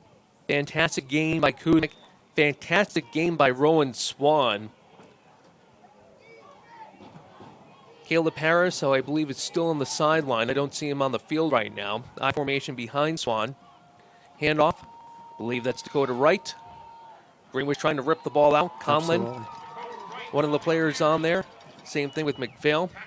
But Caleb Harris, we just play Moriah football. Hard-nosed, intense, and physical football. It seems to work every time. Coach Teasar, 25-plus years, Section 7, 13 sectional titles. If it ain't broke, why fix it? And you've given us some of those scores up at the Dome the last few times that Moriah has gone up there for the championship, and they're going to face a huge Tioga team that's probably going to be a prohibitive favorite in that matchup as well. Here's right off the right side, short gain. It'll be 3rd and 5. Clock continues to click down. 1:48 left until Moriah punches their ticket to Syracuse. Coach Lynette's chosen to keep his timeouts here, hoping that he can stop them. But he's probably going to need to call one. I'm surprised he hasn't called one already. But he's going to definitely need to call it after this next play. Otherwise, Moriah's going to run down the clock inside of a minute. So receiver split to the near side. I believe that's Sprague. Pitch right. Following his lead blocker, Valentine. A nice block on Kuzmic. Down to the 25. Might do it. That might be a first down. Got to get to the 25. Mark him just short. Yep. So perhaps 4th and inches now for Moriah as we're now under a minute here in Middletown. And Coach Lynette finally choosing to use his timeout with 55 seconds left. So we'll keep it here in Middletown. A game effort by the Witches. a fabulous season. You've seen them mostly up in the Capital District. Yeah. How's this going to play out up in the Albany region? This will, I think, be one of shock. But then again, Moriah did this 2 years ago to Tuckahoe, and they just absolutely left them on the floor. I think the injury with Conlon was huge. I think the way Moriah schemed to take Conlon away was huge. And that's, I think, the difference in the game. I'm surprised they didn't go with Jaden Hughes at the running back position. They had really good success against Tuckahoe in that fourth quarter last week. I believe he had 12 rushes for 47 yards off the top of my head. But he showed power and speed. And you really didn't see that too much out of the backfield minus Kuzmic today. Yep. And it's a shame. A couple of those passes by Kuzmic with the wind at his back looked like they were could have been on target for and made some damage, but we had a couple of receivers that didn't run through the patterns, unfortunately, and that cost them on those particular plays. You have to be disciplined on every play. So fourth down, less than a yard for Moriah. Looking for the hard count, and I think they got it. They faked me on the hard count because I started the clock here. So Moriah gets the 5-yard penalty. And more importantly, now that it's a kneel-down situation, once Coach Lynette uses his last 2 timeouts, if he chooses to do that. As you hear the Moriah crowd, who made the long trek, probably in excess of 4 hours to get here to Middletown on what was a tough driving day as well on the New York State Thruway. And the Adirondack Northway. Just to follow up on those thoughts, Ed. Kuzmic, during the course of the last few weeks on Matthew Conlon, whose Twitter account is Freight Train. If we can get him going and they try to stop him, it opens up everyone else. He's the key to everything. But here's the one thing, and Moriah is going to sit back and relish this because this goes both ways. It means a lot for everyone. The community, the school, these chances don't come often. And they're going to get another opportunity. What did you say, Tim? This will be their 5th? Yes. 5th run to the Dome for the Moriah Vikings. And minus COVID, their 3rd straight run as they've gone final in Cicero, North Syracuse. And Tioga ends up winning that game over OAE 49-6. We have gone final here in Middletown, 28-14 in favor of the Moriah Vikings. Rowan Swan put this team on his back. Caleb Harris, again, not 100%, but they were able to really scheme against Greenwich and take their strengths away and utilize their strengths to win this game. Absolutely, an impressive showing by the Vikings, who were down in this game early and answered every time Greenwich did something. They had a follow-up to it. I think, Greenwich scores. Moriah comes right down. The second drive, the first drive stalled inside the 10-yard line, and then they came back later to score the touchdown to tie. Greenwich goes ahead, and my friend, Mr. Drawbridge here, says, let's see what Moriah's made of, and you found out in 13 seconds. Swan called his own number, and I think that was the turning point of the game because momentum was picked up by Greenwich, and it took everybody by surprise, and it was sloppy tackling by Greenwich on the backside pursuit of Swan that allowed him to go the distance for 81 yards to score the 2-point conversion pass to Sprague and made the difference at that point in the game, 22-14, heading into the fourth quarter. And they're setting up at midfield for our post-game awards ceremony. Historically, in the finals, in the Eastern Finals as well as the Western Finals, you'll get the winning team with a plaque. The runner-up will get a plaque. And then typically they have an offensive and a defensive most valuable player. I'm not sure if they're going to do that this year or not. Well, if there is an offensive MVP for Moriah, it's clearly Rowan Swan. You'd have to go with Jesse Kuzmic for the offensive side of the ball of Greenwich. It could be a variety of players for Moriah. Defensively, correct, yeah. For Greenwich, I would have to lean with one of the interior linemen. And I would probably do the same for Moriah. There isn't a lot of passing in this particular game to note anyone in the secondary for the most part. I can't remember how many turnovers we had in the ball game and who recovered them. I know McPhail was very involved in getting in the backfield and in good backside pursuit on a number of occasions. So there you go. The player acknowledged for the Witches is number 2, the quarterback, Jesse Kuzmic. Well deserved. Played his heart out, not only offensively or not offensively, but also defensively. Coming into the game, 30 touchdowns total for the year. And these are the sportsmanship awards. Number 50 for the Vikings. It's Ryan LaFontaine. Trying to see if I can hear public address announcer Jeff Shuko with some of these announcements.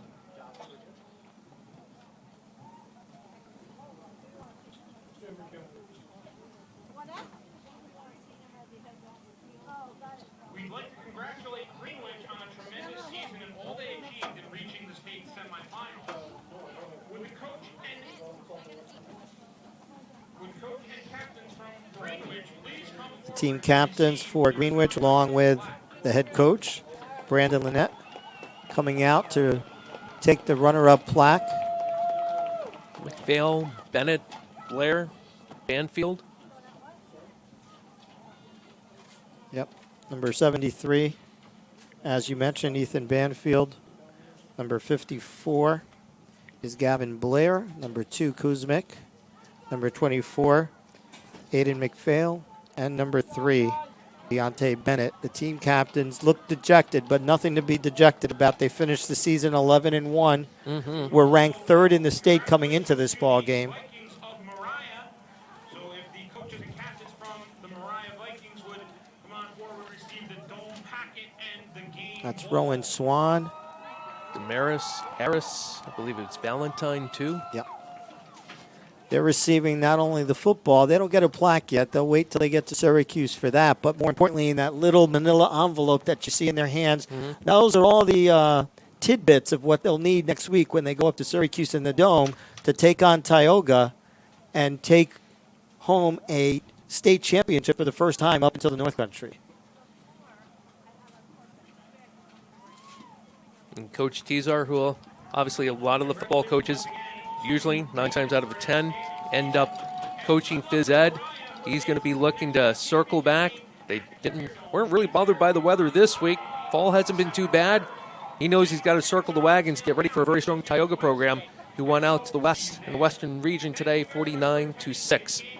So on behalf of Ed Estrada, want to go to break and then we'll come back with some stats? We'll go Why to don't we break. do that? We'll check stats because we know we have them available by Mr. Jansen to our side. Yeah, he's worked hard to get him, so he'll get him for you in a second. We're going to take a break here on the NFHS Network. This presentation of the NFHS Network is brought to you by Academy Sports and Outdoors. Have fun out there.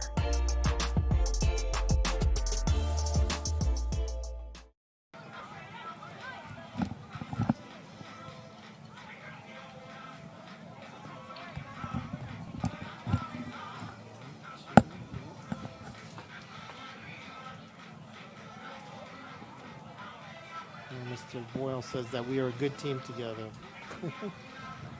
Ed, is the plug still tightly secured back of the computer?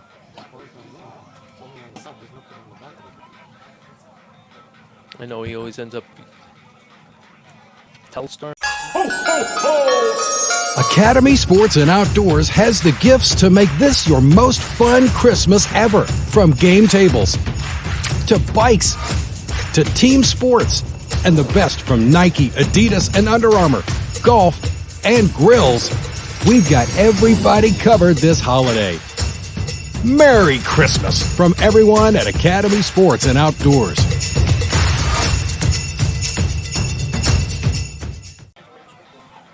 At Price Chopper and Market 32, we want to help you shop smart to get the best quality and value for you and your family. That's why we created more ways to save. Just use your Advantage card to save your way with weekly specials, price chops, lowdowns, stock-up savings, fair to compare, and Advantage rewards. Now that's smart shopping. More ways to save at Price Chopper and Market 32. Chucky and ask him. There's 2 women down at And the back concession to stand, Middletown here Just on the singing the national NFHS anthem. network. Tim Drawbridge alongside Ed Estrada as we're putting the wraps on game 1 and getting ready to do the planning for our second game tonight, the regional Class A final. Somers against Rye, a unique thing because both coming out of Section 1 based on how the wild card formatting went with the New York State setup this year. Yep, it's going to be real interesting how things turn out as we get ready for our stats. Mr. Evan Jansen working feverishly to get them to us. Well, you can guarantee Rowan Swan had over 100 yards rushing because he had 81 on the 1 touchdown. We'll do a quick review on the scoring. 28-14 on the final. Greenwich started the scoring. 41-yard touchdown pass. Kuzmich to, I messed that one up. I think I was correcting myself. I'm going to hear from his aunt. Sorry, Jesse's aunt. Kuzmich to Bennett, 41 yards out. The point after was no good. 6-0, the lead in favor of Greenwich. Moriah strikes back. Swan to Sprague, a 25-yard touchdown pass. Swan on the 2-point conversion, running it in, 8-6. Harris, a 2-yard touchdown run. The 2-point conversion failed, 14-6 in favor of Moriah. Then Jesse Kuzmich ends up with a 7-yard touchdown run. Then with the 2-point conversion, we were tied at 14. Then the turning point of the game, Rowan Swan, quarterback sneak from the 19. Down the field, a lot of sloppy tackling by Greenwich. The 2-point conversion, the pass to Sprague, 22-14. And then we end up seeing another touchdown with a failed 2-point conversion by Moriah to put the wraps on this one, 28-14 at Middletown. Some of the action coming up here from Middletown on the NFHS network tomorrow. Class C, Section 1. Dobbs Ferry against Schuylerville. 3 o'clock game, Class B. Pleasantville against RSC. Ravenna, Queen, and Selkirk, a school south of Albany, out of the double A. And you talked about this several times during the broadcast, Ed. Number out of Section 1, Carmel versus Newburgh Free Academy, winning in overtime last week. And those are 2 teams. Carmel's had an outstanding program for the last several years, but have just come up short in the playoffs and in the sections. This year they finally got through and are ready to take on a Newburgh team. I saw some film last night on Carmel.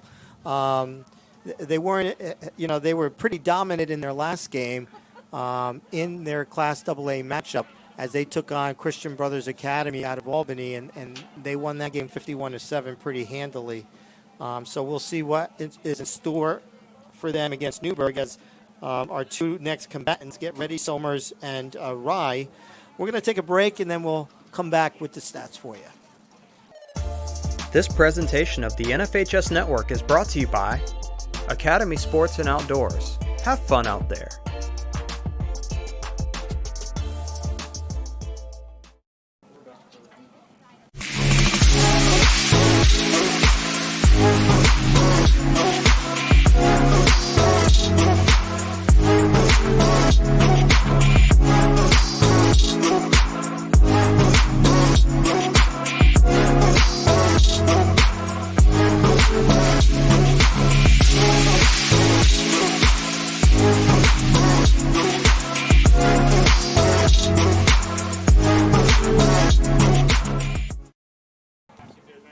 At Price Chopper and Market 32, we want to help you shop smart to get the best quality and value for you and your family. That's why we created more ways to save. Just use your Advantage card to save your way with weekly specials, price chops, lowdowns, stock-up savings, fair to compare, and Advantage rewards. Now that's smart shopping. More ways to save at Price Chopper and Market 32. Welcome back to Middleburg as you check out Rye starting to get into their stretching pregame routine. Same thing over to our left with Somers. Looking at the stats, no surprises. Dakota Wright, 67 yards rushing. He was the primary ball carrier out of the backfield. Rowan Swan, 130 yards rushing, 1 touchdown, 27 yards passing, 1 passing touchdown. Sprague being very good in terms of blocking offense, but defensively, 1 interception. It was a 28-yard return to seal the deal. And one fumble recovery important as they were going in for that go-ahead score to extend the lead to 28-14. Jesse Kuzmic, 125 yards rushing, 1 rushing touchdown, 66 yards passing, 41 to Bennett on his first pass of the game. Hughes, 20 yards rushing, Day, 25 yards receiving. Conlon, after 174 and 204, 24 yards rushing. Wow. They took Conlon away. Yep. He wasn't 100% And I was healthy. just going to say, some of it's probably injury related, which is a tough thing to swallow for somebody who's worked so hard just to get to this particular moment in time, trying to extend for another week up to the Dome in Syracuse. But it wasn't meant to be, and you got to give credit to that Moriah defense who was ready for it, and more importantly, a very methodical and mechanical, but yet effective offense for the Vikings. There was no surprises. Nope. That was just good old-fashioned football, the way we know it and the way we love it. So we're going to go ahead and put the wraps on this as we get ready for game number 2 coming up here on the NFHS Network between Somers and Rye. We'll flip-flop positions, and Ed Estrada will have the call coming up here live from Middleburg at 6 p.m. So with that being said, and on Ed's behalf and the entire crew here at Middleburg, I'm Tim Drawbridge. Have a good rest of your Thanksgiving weekend. We'll catch you at 6 p.m.